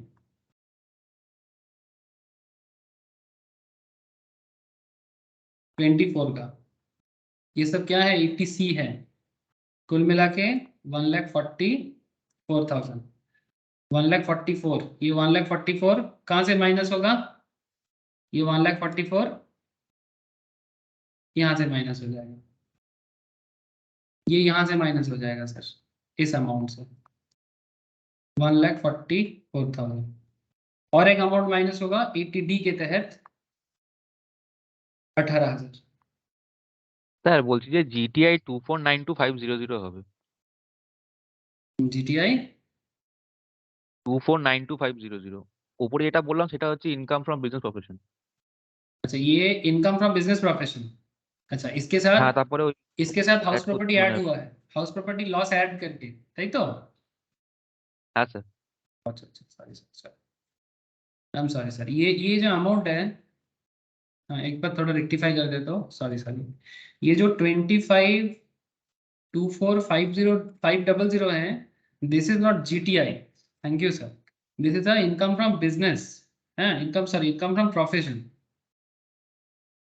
ये इनकम फ्रॉम प्रोफेशन है। और मेरा हाउस प्रॉपर्टी में लॉस था 32,000 का, है ना? हाउस प्रॉपर्टी का 32,000 का लॉस एडजस्ट करने के बाद, ठीक है, जो ऑलरेडी हम लोग कैलकुलेट कर चुके थे, कहाँ गया, यहाँ 32,000 का loss, loss from house property, this 32,000 का लॉस, और ये 25,24,500, ये ऐड होके हमारा GTI आएगा 24,92,500। Thank you, very good sir. यहाँ से आपका ये डिडक्शंस लेस होगा 80C और 80D का 1,44,000 एंड 18,000, कुल मिला के आपका टोटल इनकम बनता है, बोलो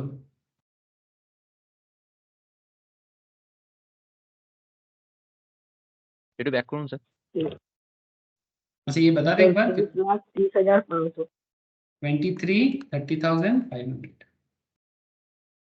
यस, कर ले। यहाँ पर मेरा नीचे जगह नहीं था बोल के मैंने यहाँ पर साइड में लिखा रहे, ये 80D भी इसके नीचे आएगा, ठीक है, হ্যাঁ স্যার হয়ে গেছে।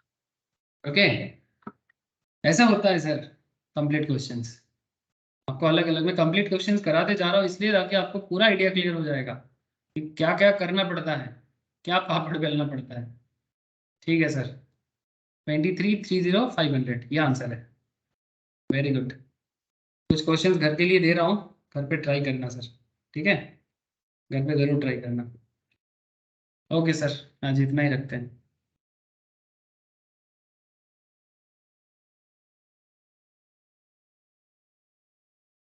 Tata sir, bye. রাখছি দাদা।